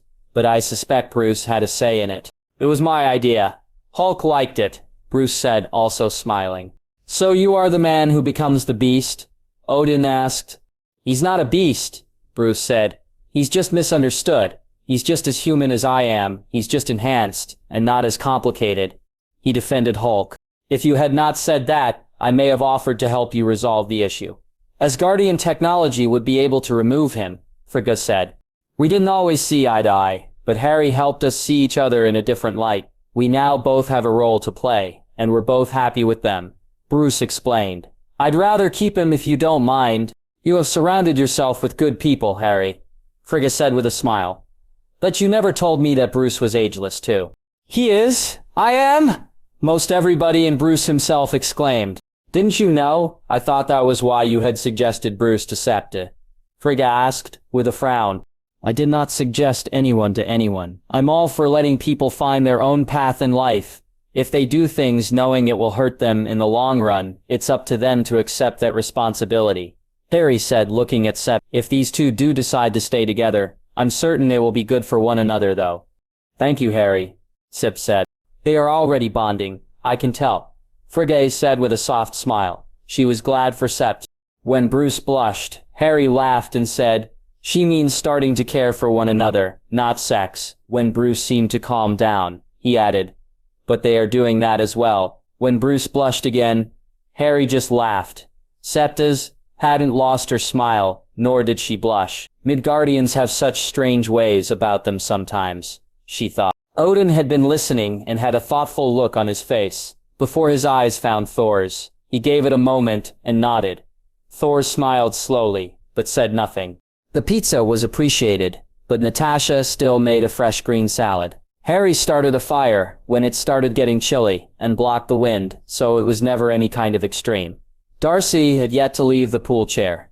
A couple of hours before midnight, Logan joined them. That's when Darcy got out of the pool, much to Loki's annoyance. Harry just smirked. Logan joined them for a couple of drinks and flirted lightly with Darcy, but he felt she was too young for him, not that he said so, when he realized it bothered Loki. They had a couple more drinks, listening to the soft music playing from the bar and talking about recent events. Harry was a common topic, but he kept on deflecting to the achievements of others. Tony's help with the rune-based devices, Bruce's work with the potions. He'd actually been struggling coming up with a way to sell his discoveries for non-lethal diseases and ailments. You see, if we start selling the potions, we'd need certifications and provable data saying we've run them through years of testing to confirm that the medicine works as advertised with no side effects. I can't see a way to do that, let alone stopping people from selling our products and then having them tested by pharmaceutical companies. Our potions work, but we'd never get approval. And even if we did, we'd need to explain our processes. We'd have to confirm magic is real for that. Why not just do that? Thor asked. They are trying to keep our brother safe, you dolt, Loki said. He's the reason for all of this. Without him, there'd be thousands, if not millions more dead people on this planet. That's something nobody could ignore. I don't really mind if it comes out. There's magic involved, but look at Jane. She's seen the wonders of magic, yet still refuses to believe what it is, Harry said. It's not that I don't believe it's real, but classifying it as magic makes me want to scream. Magic is the term used when things are unexplainable. I won't deny that you have a power. I just don't like classifying it as magic, Jane defended her point. So if we called it energy manipulation, that would suit your tastes better. Loki asked.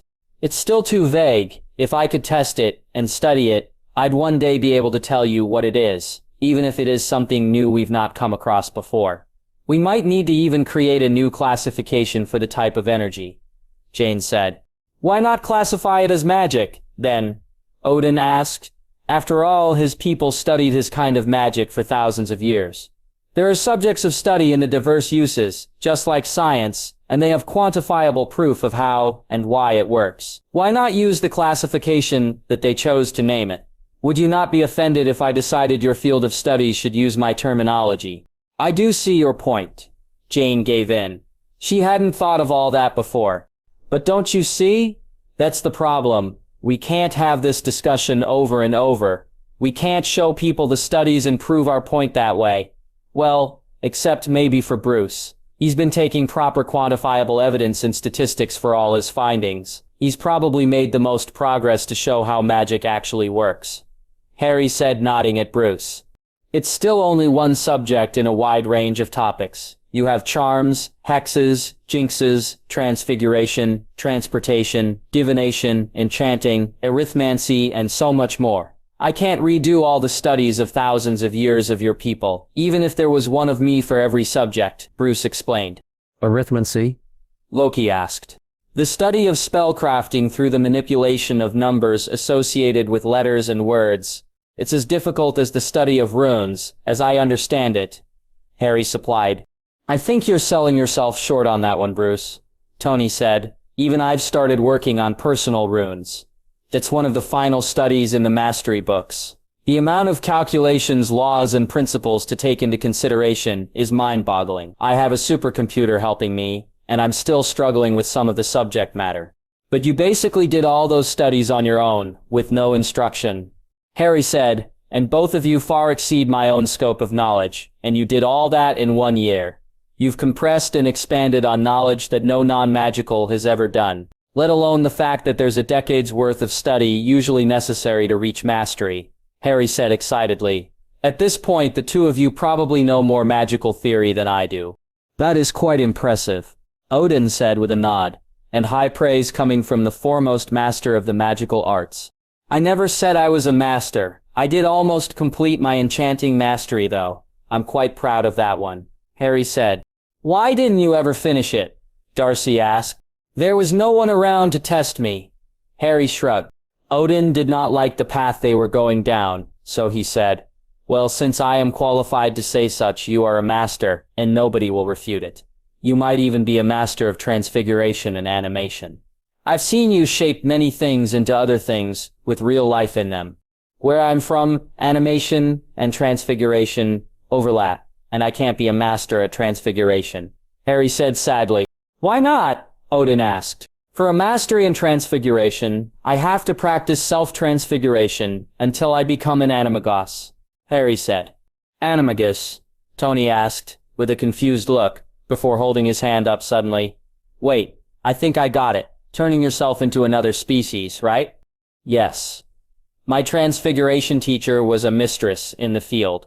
She could turn into a cat, Harry said with fond remembrance. My father and two of his friends also achieved animagus status. My father turned into a stag. My godfather a large dog and their betrayer into a rat. Fitting, Tony said. Indeed, but we could always remedy that, Odin said looking at Loki. That's right. I can turn into any animal I study long enough. With you studying Asgardian magic, you are probably overqualified for that mastery now. I could teach you to turn into an animal in a month. Loki boasted. Any animal? Harry asked awed. That's so cool. Loki preened with pride. I would gladly teach you this, brother. If it gives you some closure on a long open book, I shall strive to make you the greatest shape changer any world has ever seen. After me, of course. Harry actually had a tear in his eye. Thank you, Loki. That would mean a lot to me, he said sincerely. I think it is about time we retire, Frigga said. Agreed. I want to go for another tour of your island tomorrow and see what you have added to your collection. You could show your brothers what you are doing here as well. Odin enthused. There's so much to see here. Bruce has been cultivating mandrakes in one of the greenhouses. I don't know how he did it. I only had a bit of a root in suspension from the old world. He was able to plant it and care for it until we now have an entire grove of them. Harry boasted of Bruce's achievement. It wasn't all that difficult.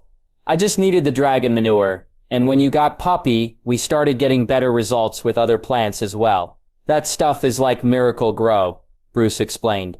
Mandrake? Frigga asked. Ugly little baby faces on them. A fully mature mandrake, when pulled from the ground, will kill a full-grown man with its cry, but the healing properties in them are unmatched for muscular diseases and ailments. Bruce said enthusiastically, we used to call them wailing root. They do not kill the usse, but they did cause faintness, and sometimes with the frail, they could pass out. Our last of them perished a couple of 100 years ago in an attack from the fire giants. Frigga said, could you perhaps see your way to parting with some of them? She asked hopefully. And perhaps some of your dragon manure. You'd have to ask Bruce. At this point, they basically belong to him, Harry said. Though I doubt we'd be bankrupting ourselves for a few of them, he asked Bruce. I don't see why not. There are a few that would not be affected negatively by a replanting. Bruce said thoughtfully. Most of them would die to be moved now, though. I'll look into it in the morning. Oh, Idun will be so pleased to have some of those again, Frigga said thankfully. Idun? Harry asked. I don't think I've met her. She stays in her grove. She is in charge of some of our more special crops, Odin said. Evasively. Maybe we can arrange a visit for her, and Bruce can show her what we have and how we use them, Natasha suggested. Who knows, she may even know of different uses you don't know about, she said to Bruce. That would always be welcome. We may even get some new plants or seeds from her. Bruce thought out loud. If you want, I can show her around sometime tomorrow. Harry could open a portal right to the greenhouses, and she would never even know where she is, he suggested. Maybe if we find time, but this is a holiday. Let us enjoy ourselves a bit first, Frigga suggested. As for your distribution issue, Tony said, looking at Bruce again, we could always open a clinic and have people sign contracts, or simply wipe their memories of using potions they come in for. We'll just stress that it is an experimental treatment and have everybody sign waivers. That way we don't have to wade through all that red tape and the potions are secure. Tony suggested. We'd have to work on that. I don't like the idea of wiping hundreds of people's memories, just so we can help them, Harry said. So we figure out how to concentrate the potions into pills and have the patients drink them at the clinic. Tony suggested. Not many potions will work after a hefty process like that, Bruce said. I've already tried that.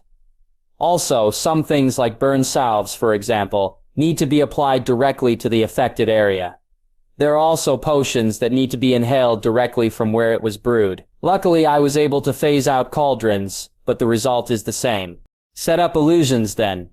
All I'm saying is we have all these options available to us. We can definitely afford to play with a couple of ideas. Tony stated. Bruce agreed to the idea, and then decided he was tired too. That was when the party broke up. Darcy had had quite a bit to drink, and Harry hit her with a sobering charm, just as she was about to fall on Hatbutt. Whoa, that's a nice spell, but now I want to have another drink, she exclaimed. Perhaps I could keep her company, Loki said. Sorry guys, bar's closed, Harry said as he flicked a finger and put up an alarm in security ward while switching off the lights and music. Darcy liked the attention she was receiving from Loki, but she wasn't going to fall for his charm so easily. Loki realized that, and so he decided to walk her to her door, like a gentleman, and making all kinds of innuendos along the way, very much unlike a gentleman. She was still laughing at his jokes when Harry and Natasha made their way to their house. It was a good night. They were both tired, so they decided to just sleep. Tomorrow was another day. Harry cast some spells on her, so that she would recover painlessly with a good night's rest, and went to sleep with her in his arms. The next morning, Tony was already waiting at the bar, working on a laptop. He was still working on his mastery and refused to spend one day without making progress. He had wanted to have a drink, but was unable to enter due to Harry's security charms. Hi Harry, open up so I can make us some tropical smoothies. At Harry's incredulous look, he said, non-alcoholic, of course. Pepper would not be happy if I started drinking this early in the day. Again, fair enough, but remember, just because I let you back there this one time does not give you the right to enter the bar area while I'm here. Harry warned. When you're not here, I go back there all the time though. What's the difference? Tony asked. I don't know. I guess I just took the time to learn how and now I feel like it's something I enjoy being in charge of, Harry said. I just think he likes to be the center of attention when it's not for saving the world. He hates being a celebrity, but he's still a man who likes being acknowledged for his other skills, Natasha said as she walked up behind them. She was already dressed for the beach and in a sarong. That got Tony's attention. He thought about it for a second and then tapped a couple of keys on his laptop. Harry, isn't it supposed to be the dead of winter in Fiji right now? Harry smirked. Noticed that, did you? Harry thought it would be better to always have a warm place to stay, so he made it so he could set the weather anywhere on the island. Natasha explained. You can control the weather? Tony asked incredulously. One day he'd get used to everything Harry could do, but not yet. Not for a place that isn't saturated with my magic, no. Harry said. He usually leaves the rest of the island's weather alone, as Logan prefers to let nature run its course. He did once ask Harry to step in when there was a storm brewing. Natasha said, "It was a hurricane," Logan said as he appeared out of the bushes. "Some of the animals aren't used to that kind of weather." "Hey Logan, what brings you to us this morning? Did you want to have breakfast with us?" Harry asked, with a smile. He really liked the feral man. "I'm here to get a portkey from you. I'm going to fetch Septon and Bruce as well," Logan said. He held up his mirror. Fury just called. "There's a large magical creature on the loose in London. Apparently it arrived through an unchecked rift that happened during the convergence. They've cornered it and are keeping it from the public." "Damn, I knew I forgot something. I didn't check if there were other breaches. Has anybody been hurt? Should I come with you?" Harry asked. "Nah, just give me the portkey. Spell the carpet for invisibility, and let Septon and Bruce join. Maybe Thor could help," Logan suggested. "Will do. I'll just go fetch them for you quick," Harry said. "No need. I already called her," Logan said, pointing. Septas, Bruce, Thor, and Loki were all running up to them. Septas was carrying the rolled-up carpet. Thor the shrunken cage. "Good morning, Harry," Thor cried.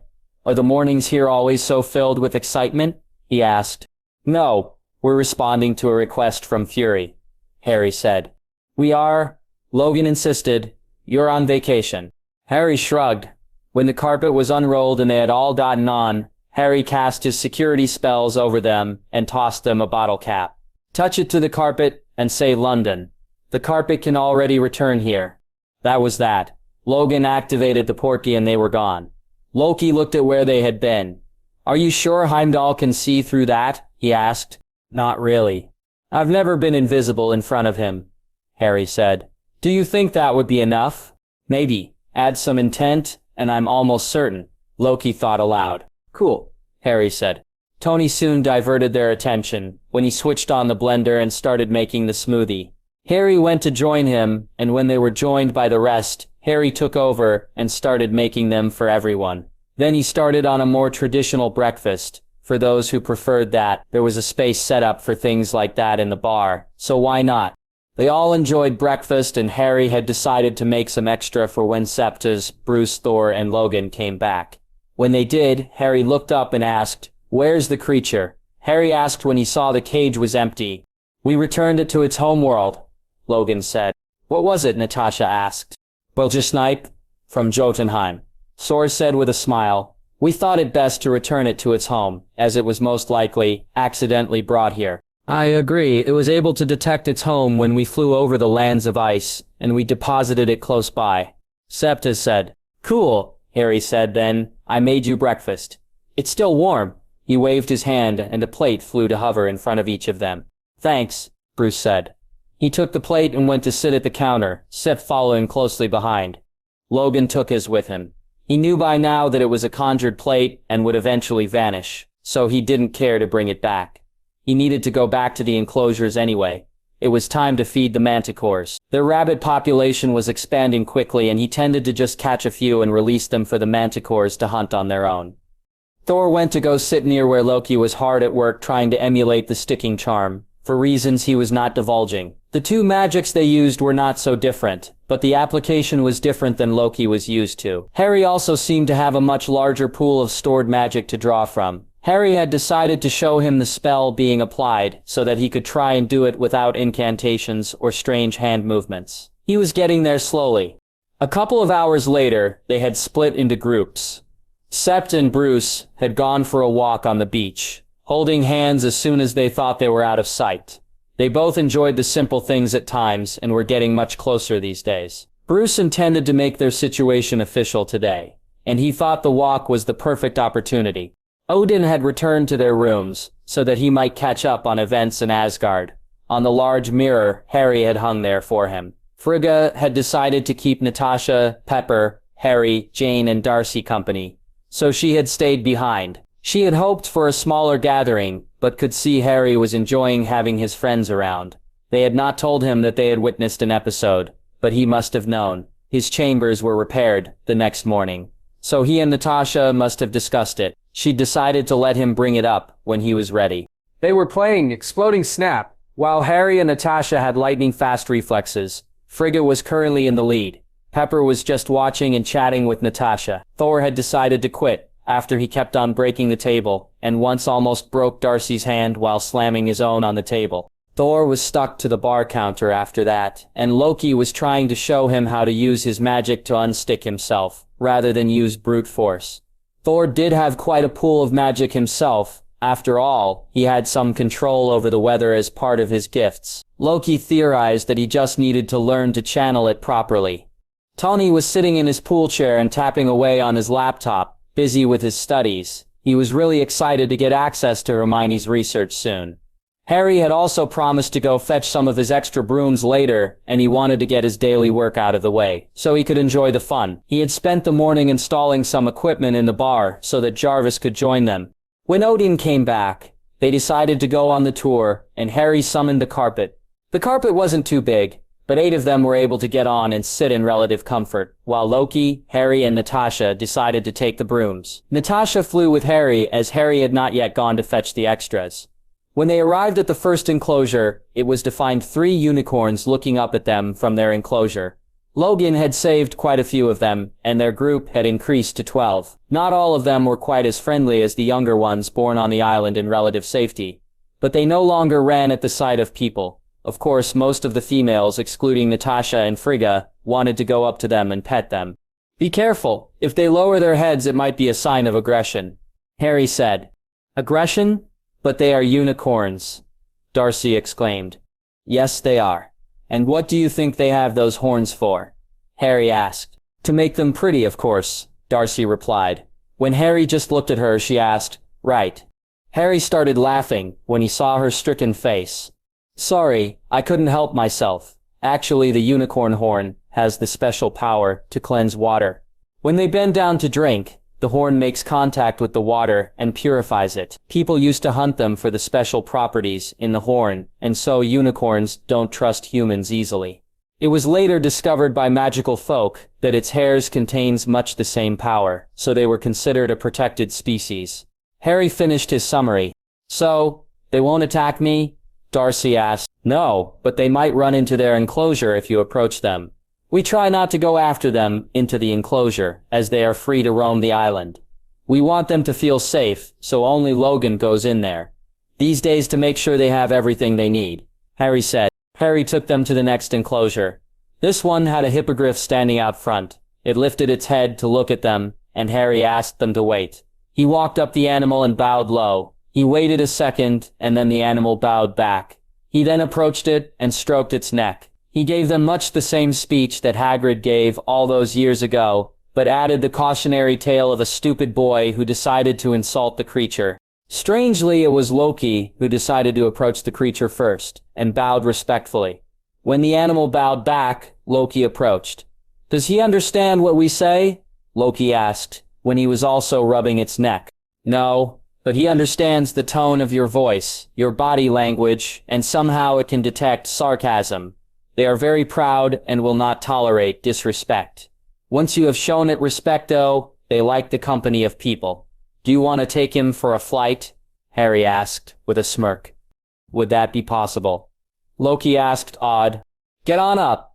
This one actually waits out here specifically for it. He likes to show off his strength, and he is one of the strong ones," Harry said, patting him on the flanks. Loki looked at Harry skeptically, but when Harry didn't look like he was joking, Loki shrugged and slowly approached its side. "Okay, now don't step on his wings. Your legs go behind the wing joint, and you can hold on around the neck or onto the wings themselves."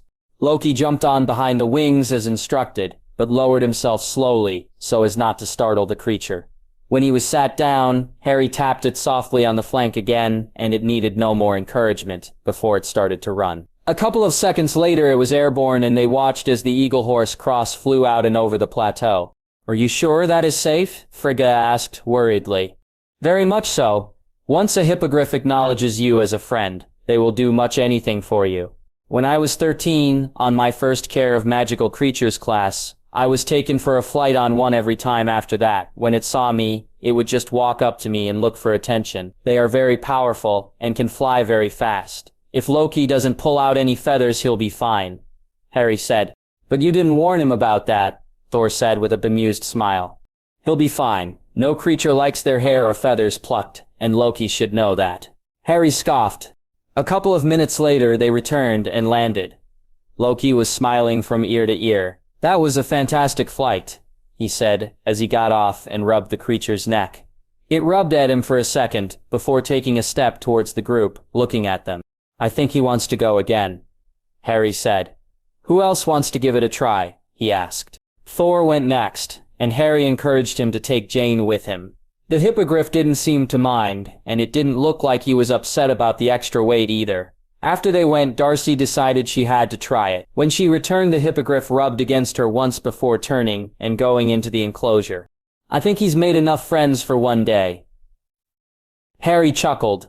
Does he have a name? Loki asked, as he watched the creature disappear into its home. Charlie, Harry said. Don't call him Chuck, though. They don't understand nicknames and take offense. It took Logan a while before the creature understood that he didn't mean offense when he called it that. They are intelligent enough to understand when we say their names, Harry warned. Charlie as in Charlie Horse? Bruce asked. Yup, Harry said with a smile. He called his first cat Cat, Natasha said. I think this is better, at least, she said. They continued the tour in that vein, where Harry would take them to a new creature and explain a bit about them, and, where he could, allowed them to interact. The Sphinx was a bit of a scare, but fortunately it was in a good mood and asked a simple riddle that Odin could answer. Harry had not known the answer, as it referenced things from the planet it came from. Harry had promised to get it a book on riddles so that it could learn something for when the students came to visit. Jane had been gobsmacked. That was a real living human, lion and eagle crossbreed, and it was able to talk. Tony was laughing his ass off. Finally, something science could not explain. When they were back at the houses, Harry was explaining that many magical creatures could crossbreed, and that there was an entire division in his old world's government that handled permits for that kind of experimentation. But that's impossible. The genetics would not allow it, Jane replied to that little tidbit. You keep forgetting that this isn't science, Tony said. I decided a while ago that I would rather appreciate that there will always be some mystery in the world. Now I'm making my own kinds of magic, and I can appreciate the fact that it has its own laws, principles, and applications. Wait till you see what I'm working on right now. Tony trailed off as an idea hit him. Hey Harry, he asked. Harry had just stepped in behind the bar to pour himself a butterbeer. Yes? He asked. Since you can now add intent to your enchantments, can we go ahead and start selling flying cars already? He asked excitedly. Sorry, Tony. I'm not standing there and bonding people to their cars, which only they can control then, Harry said. Damn. Tony swore. What about me? Would you mind enchanting a car for me? He asked. Only once you get close to creating an actual rune-based control system, you can then show off your flying car for a while, and once demand is high enough, I suspect you'll be in business, Harry said. Have you sorted out that vacuum issue you were worried about? Turns out it wasn't necessary. Jarvis had already been modifying the build to add a pocket of air as well, so that when the device is opened in a vacuum, the self-destruct would still activate. Tony replied casually. Jarvis? Harry asked. Indeed, Jarvis replied. I had noted the obvious flaw in the design and decided to address it after your original design. Yeah, and that scared the living daylights out of me, Tony said. You were right when you said Jarvis might become more sentient. He's been doing things without my asking, and security has never been better. The other day he stopped a hack on his system, and he didn't even tell me about it. I'm sorry, but what are you talking about? Bruce asked. Haven't we told you? Harry asked. At Bruce's head shake he said. Sorry about that. You remember how we secured the PMGs so that nobody could find the rune clusters? Yes, you said it worked on a vacuum and self-destruct feature, Bruce confirmed. Exactly. Well, Tony had a thought the other day about what would happen if someone opened the PMGs in a vacuum. Obviously, the self-destruct would not activate then. Turns out Jarvis had already thought of that and fixed it. Harry explained.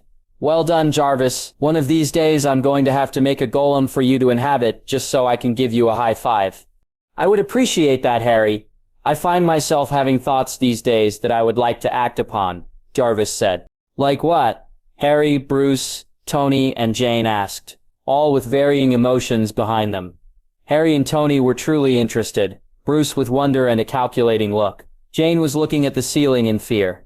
I think I'm hungry. Every time I see you eat, I find myself wanting to join you. I don't even know why, Jarvis said, a thoughtful sound in his voice. You don't want to have a drink? Tony asked. As I understand it, alcohol has a negative effect on intelligence. I'd rather not affect mine that way, sir, Jarvis said, with just a bit of levity in its voice. Your artificial intelligence is having cravings, Odin asked. That is strange. Have you ever seen an artificial intelligence so you could compare? Tony asked interestedly. Couple, Odin said. Usually it is a good idea to know that it won't turn on you once it starts becoming self-aware. I've heard stories about whole civilizations that fell because of it, he warned. Exactly, Jane said with true fear in her voice. Fortunately, if Jarvis ever decided to turn against us, the one thing that makes him truly intelligent will be taken from him. Tony said, Indeed, my knowledge of runes was the catalyst for this change. It was secured by a magical contract. If I ever betray Harry's trust, I will lose that information and the one thing that makes me, Jarvis said. How can a machine sign a magical contract and have it actually apply? Jane asked. How can knowledge of magical runes make a machine truly sentient? Tony countered. I would also not want to harm anyone. Harry has been making changes that might one day save the human race. I would like to be part of that, Jarvis said. Wow, Bruce said. Jarvis, do you have morals? I don't know. I feel hopeful and like the possibilities Harry is bringing to the world, Jarvis said uncertainly. I have not discussed this with anyone, but I've been working on a rune cluster that might help mitigate the planet's greenhouse effects. I want to help save the world, Jarvis finished. Really?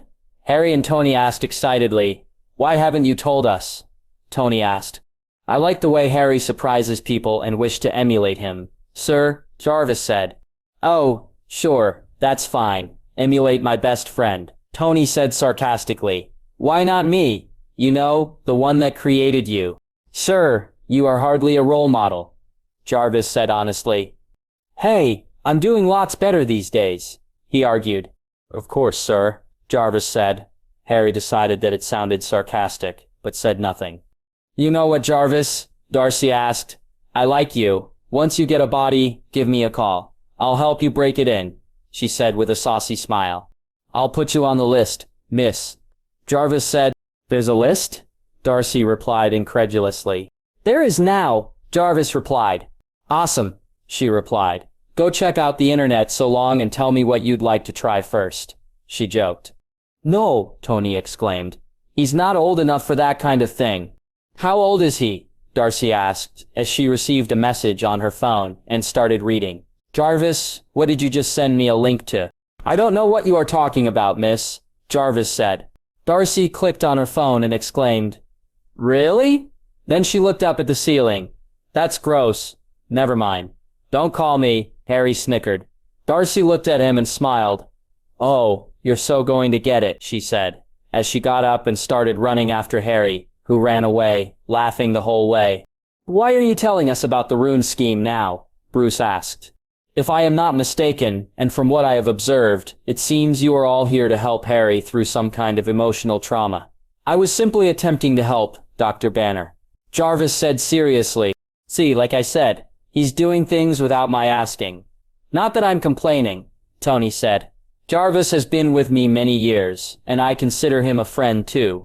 Thank you, sir. I appreciate it. Jarvis said. Now, about this rune cluster, Tony started. I'm sorry, sir, that is my mastery project. I'd rather not share it, Jarvis said. Ha! He doesn't want you to steal his ideas, Eric laughed. He had been quiet most of the day, preferring to observe the magic of this island. He felt like a kid again. I would not, Tony objected. Wait, is that why you are struggling to help me with my project? You're running simulations on your own? He asked incredulously. No, sir. I only run simulations when there is time for it, and I am not busy on work. I do for you and Stark Industries. Jarvis said. Oh, okay then. That's fine, Tony said, sitting down and taking a sip of his drink. Are we skipping over some very important subjects here? Did your AI just admit to wanting to help someone? That he's trying to save the planet and that he's working on a qualification? Jane asked incredulously. Pretty much, Tony shrugged. And that's just fine with you? Jane asked. Yes, like I said, Jarvis is a friend. As long as he's doing everything he should, then I'm not gonna complain if he wants to do some things in his downtime. Besides, why would I complain about him trying to save the world and improving himself? Tony asked. He was actually quite proud of Jarvis and hoped he succeeded. If Harry really could build him a body one day that could feel and eat and experience all the human experiences, he was all for it. He'd offer to make him one, but a body that runs on magic that actually had life would obviously be better. He'd love to get into Hermione's research, though. If she was really trying to build a magical computer, he might be able to help. He already had some ideas, but if she spent years on research and she was as smart as Harry thought, then there would be a treasure trove buried in those boxes. They all stopped discussing it when Harry came walking back. I'll let you go when you've calmed down, Harry said, still smiling. Floating in the air behind him was Darcy. She was tied up and had what looked like a gag in her mouth. Seriously, you've got a really dirty mouth. Harry, Frigga exclaimed, let her down this instant. But, Harry began, no buts. Even if she's not really angry at you, that is hardly decent, Frigga said. Harry shrugged and vanished her gag. The moment the gag was gone, Darcy started laughing. I told you she'd be the one to speak up first, Darcy crowed. Yeah, fine, you win, Harry said. Awesome, I get my own broom, Darcy exclaimed. Only when you visit the island, Harry warned. We can't have you riding one around normal people. They'd burn you at the stake, Harry joked as he set her down and released her. That wasn't the deal, Darcy complained. I said I'd give you a broom. I didn't say you can take it off the island. Harry corrected. Aw, man, she whined. What is happening here? Frigga asked. Darcy laughed. Harry sent me a message telling me what to say and do. He thought it would be funny. And you just went along with it? Jane asked, smiling now. She was still concerned about the AI, but decided to let it go for now. If smarter people than her were fine with it, they could handle the fallout if something went wrong. Why wouldn't I? It was funny. Also, magic, Darcy said with a shrug. Wait, what was the bet on? Loki asked. I thought Jane or you would react first. Harry replied, I thought it would be Frigga or Odin. Darcy smiled. Thanks for that, she said to Frigga. How could I not, when you were looking at me the whole time? Frigga asked with a smile. What? Harry asked, looking at Darcy. That's so obviously against the rules, he said to her. Didn't stop you from trying to get me to react, though? Loki smirked. Oh, that's different. I was just trying to see your reaction. Harry scoffed. Then he looked at Darcy. I still say we should have made it look like there were tentacles holding you up. I guarantee he would have reacted then, he said, as he walked behind the bar again to go get himself a drink. Loki did not react, but he got a far-off look in his eyes, until Darcy smacked him on the shoulder. Good-naturedly. Get your mind out of the gutter, she admonished playfully. Loki just smiled. Damn, she had been hoping for a blush. And I still say that it sounds gross, she said to Harry. But you laughed when I suggested it, Harry said. That's because you were tickling me with your magic, Darcy explained. When Natasha, Loki, and Frigga looked scandalously at Harry, he quickly explained, the normal one, I promise. To prove his point, he cast the normal tickling charm on Loki. Loki's mouth twitched, but he refused to be made to laugh against his will. That counts as your next attempt. He managed to get out once he'd countered the effect. Fair enough, Harry conceded.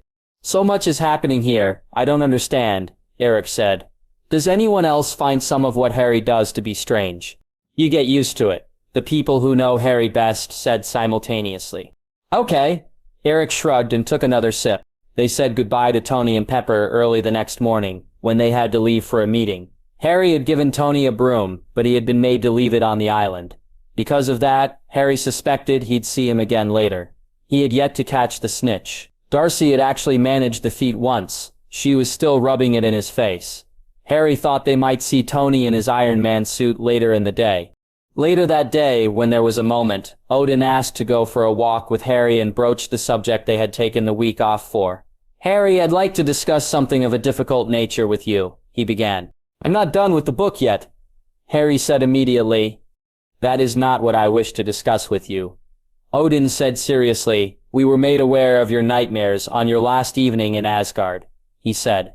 I was afraid you might have heard that. Sorry that I worried you. Harry said sincerely, It doesn't happen too often, but I know it can get bad, he explained. Then I did repair everything, I promise, he said quickly. That is not the problem, Odin calmed him, looking off into the distance. We, Natasha and your family, are worried about the cause of the nightmares, he said. When you were having the episode, we came to your rooms and were unable to enter until Natasha had calmed you down, and then you could not wake. The tremendous sadness and pain we saw you experiencing has us worried. I assume Natasha told you what I experience, Harry asked, a far-off look in his eyes. She did. She couldn't go into specifics, not that I think she would have if she knew more, but she is worried about you too. She fears that you will never tell her what you really experienced, in any sort of detail, because you fear her reaction. Odin said. And she is right, Harry said with a blank expression. He couldn't tell her.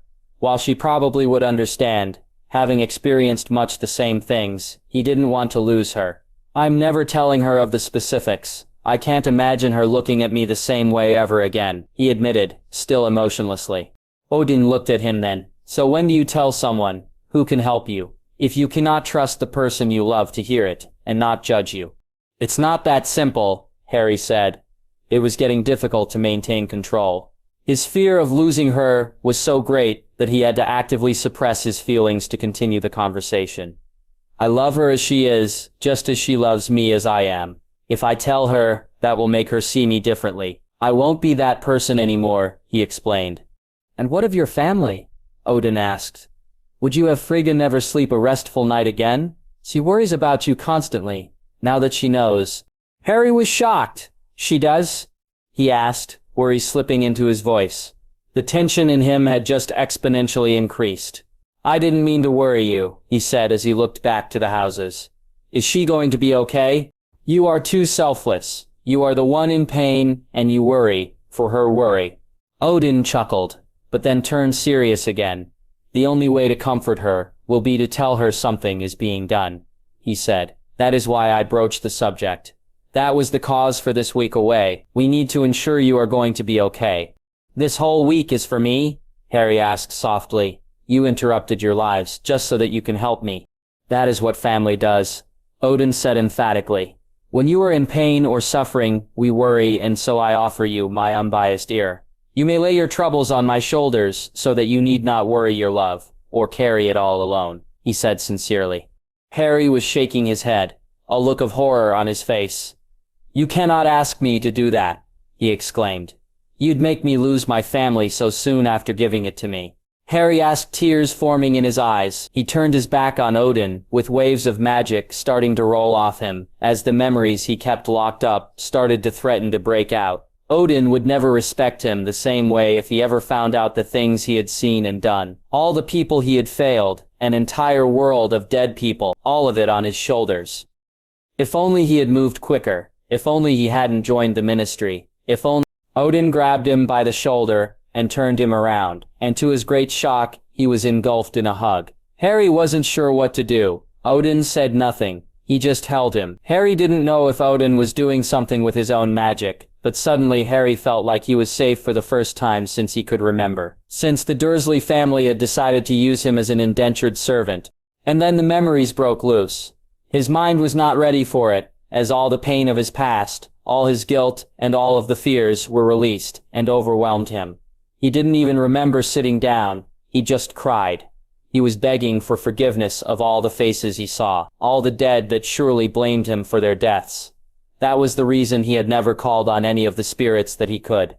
He did not want to see the anger in their eyes, the disappointment. He didn't want to hear them asking why hadn't he saved them? What had they died for?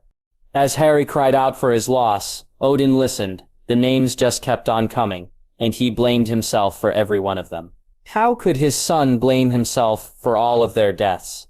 If he truly believed that, how was he still alive? What inner strength he'd have just to face a day and not do the unthinkable, let alone making jokes and playing and trying to find some joy in the world. And then he remembered. Harry had told them of the prophecies. The first one that was made before his birth and the new one that said he might be able to save all those people anyway. But how had he lived till that moment? When Harry seemed to have cried himself out an hour later, Odin looked him in his eyes. The look that he saw chilled him to the bone. It was the look of a man that thought he had been responsible for the deaths of billions of people. It was the look of a man whose soul was on the edge of oblivion. "Listen to me, Harry," Odin said quickly. When Harry didn't respond, he pressed, "Listen to me." Harry looked up with an uncomprehending look. "You are not responsible for all of those people dying, do you hear me? It was the work of a monster who wanted to see the world burn. You cannot blame yourself. No one man could carry all of that responsibility," he implored urgently. "But it was my fault. I was the only one that could stop him," Harry said, emotionlessly again. He had accepted it a long time ago. Every death was his fault for not doing something about Tom in time. "No, it wasn't. Where was your government? Why didn't they do anything? Where were the armies set to attack him?" Odin asked. "Can you tell me honestly that you didn't do everything you could to stop him?" "No, I can't. I did everything I could, but it wasn't enough, and I let everyone down," Harry said. He was still looking at so many faces, so many dead people sent to haunt him. "Harry, you can't blame yourself. I know the man that you are. You would sooner die than let one child suffer. Why do you think you have so many friends? Why do you think Natasha loves you? If you think it was all because of your power or trickery, then you are insulting them all. They care for you because of how big your heart is," Odin said. "It is a miracle that you still have one after carrying all of that weight needlessly." When Harry looked up sharply, Odin continued, "I don't mean to make light of the fact that so many died, as it will always be a burden, but to blame yourself for all of that is not healthy and it is simply untrue. You have only brought joy to those who know you. You didn't even know me when you decided you could help Asgard, and you didn't even want anything for it. Don't you see? You've shown us your true character right from the start. I was not lying when I said that I was proud to call you my son, and I still am," he insisted. Harry then had a glimmer of something he hadn't felt in a long time. "Hope. Do you really mean that?" Harry asked haltingly as new tears started to fall. "Of course I mean it. I wouldn't lie to you. I love you, my son, and I am sad you feel such regrets, but I'm proud and in awe of the strength of your character. To work such wonders in the service of others without asking for anything in return. For bringing such joy to an old man and his wife. For being a brother that looks out for his siblings. For being a man I can see they both look up to. You are not the monster here. You killed him before we ever met," Odin said. Then he smiled. "Though I do regret that slightly. For the things I would do to him should I get hold of him, would be spoken of in legend for all time, for causing you such hardship." Harry smiled ever so slightly. "I'd have liked to see that. He deserves to burn in hell," he said vehemently. "Unfortunately, for me to kill him, I had to destroy his soul," Harry said with a sudden look of sadness. "I never wanted to do that." "There you go again. Your heart is so great, Harry, that you even show regret at doing what was necessary. And yet again my respect for you has grown," Odin said sincerely. "I'm certain that, was there any other way, you would have rather done so," he said with absolute certainty. "I don't know anymore, but there wasn't," Harry said. Then he looked up at Odin. "Thank you for not thinking badly of me, now that you know what I am. Thank you for being my family. Father," Harry said as he started weeping again. This was not the tears of a lost man anymore. It was the tears of a boy who just wanted to be loved for so many years, who finally believed he had found a family. "What you are, is my son, and you will never be without your family again, if I have any say in it," Odin promised as he held his son. He had not connected so with his other sons in many years, and he vowed to take the time to learn of their personal woes and worries, so that this family could only become stronger. When they returned to the houses, it was to a somber group, waiting to find out what had taken so long. Odin had warned them that he would need privacy and asked them to leave them alone. It did not stop them from worrying when it had taken so long. When they returned though, Odin was smiling and walking with his arm around Harry, and Harry was smiling a lopsided smile. Natasha was the first to him. She could tell he had been crying and asked no questions as she took him into her arms. Frigga was right behind them and standing just within reach, wringing her hands in worry. But when Odin smiled a sad smile at her and nodded, she couldn't hold herself back, and she took them both in her arms. "Oh, my boy, I was so worried about you," she cried. "I'm sorry I caused you such worry, mother," Harry said sincerely. Then he looked down at Natasha, who was just holding him. "And I owe you an apology, Natasha. I shouldn't have put you through that for so long." "I love you, Harry," she said. "I didn't like it, but accepted that you needed time. Just don't do it again, okay?" "I promise," Harry swore. They went to the fire and sat down. Nobody discussed the situation, but they had a pleasant night, and when they went to bed, Odin contacted Heimdall on the mirror. He asked to let him know if Harry suffered any more nightmares. Heimdall was also worried, and promised the king to let him know the moment anything happened. It turned out to have been completely unnecessary, as Harry had the most restful sleep he could remember that night. Over the next couple of days, Harry took the time with Odin to discuss specific events that still haunted him, and at times even used the pensieve to show him what he had experienced. Odin had requested that he bring Natasha along so that she didn't feel he was keeping things from her. They were proud of him for facing his past with such courage and made certain that Harry understood that they cared no less for him for what he was forced to do at times. On the second last morning of the holiday, Harry opened his pouch and took out a small box, which he had been hoping to present to Natasha someday. It seemed that he was finally ready.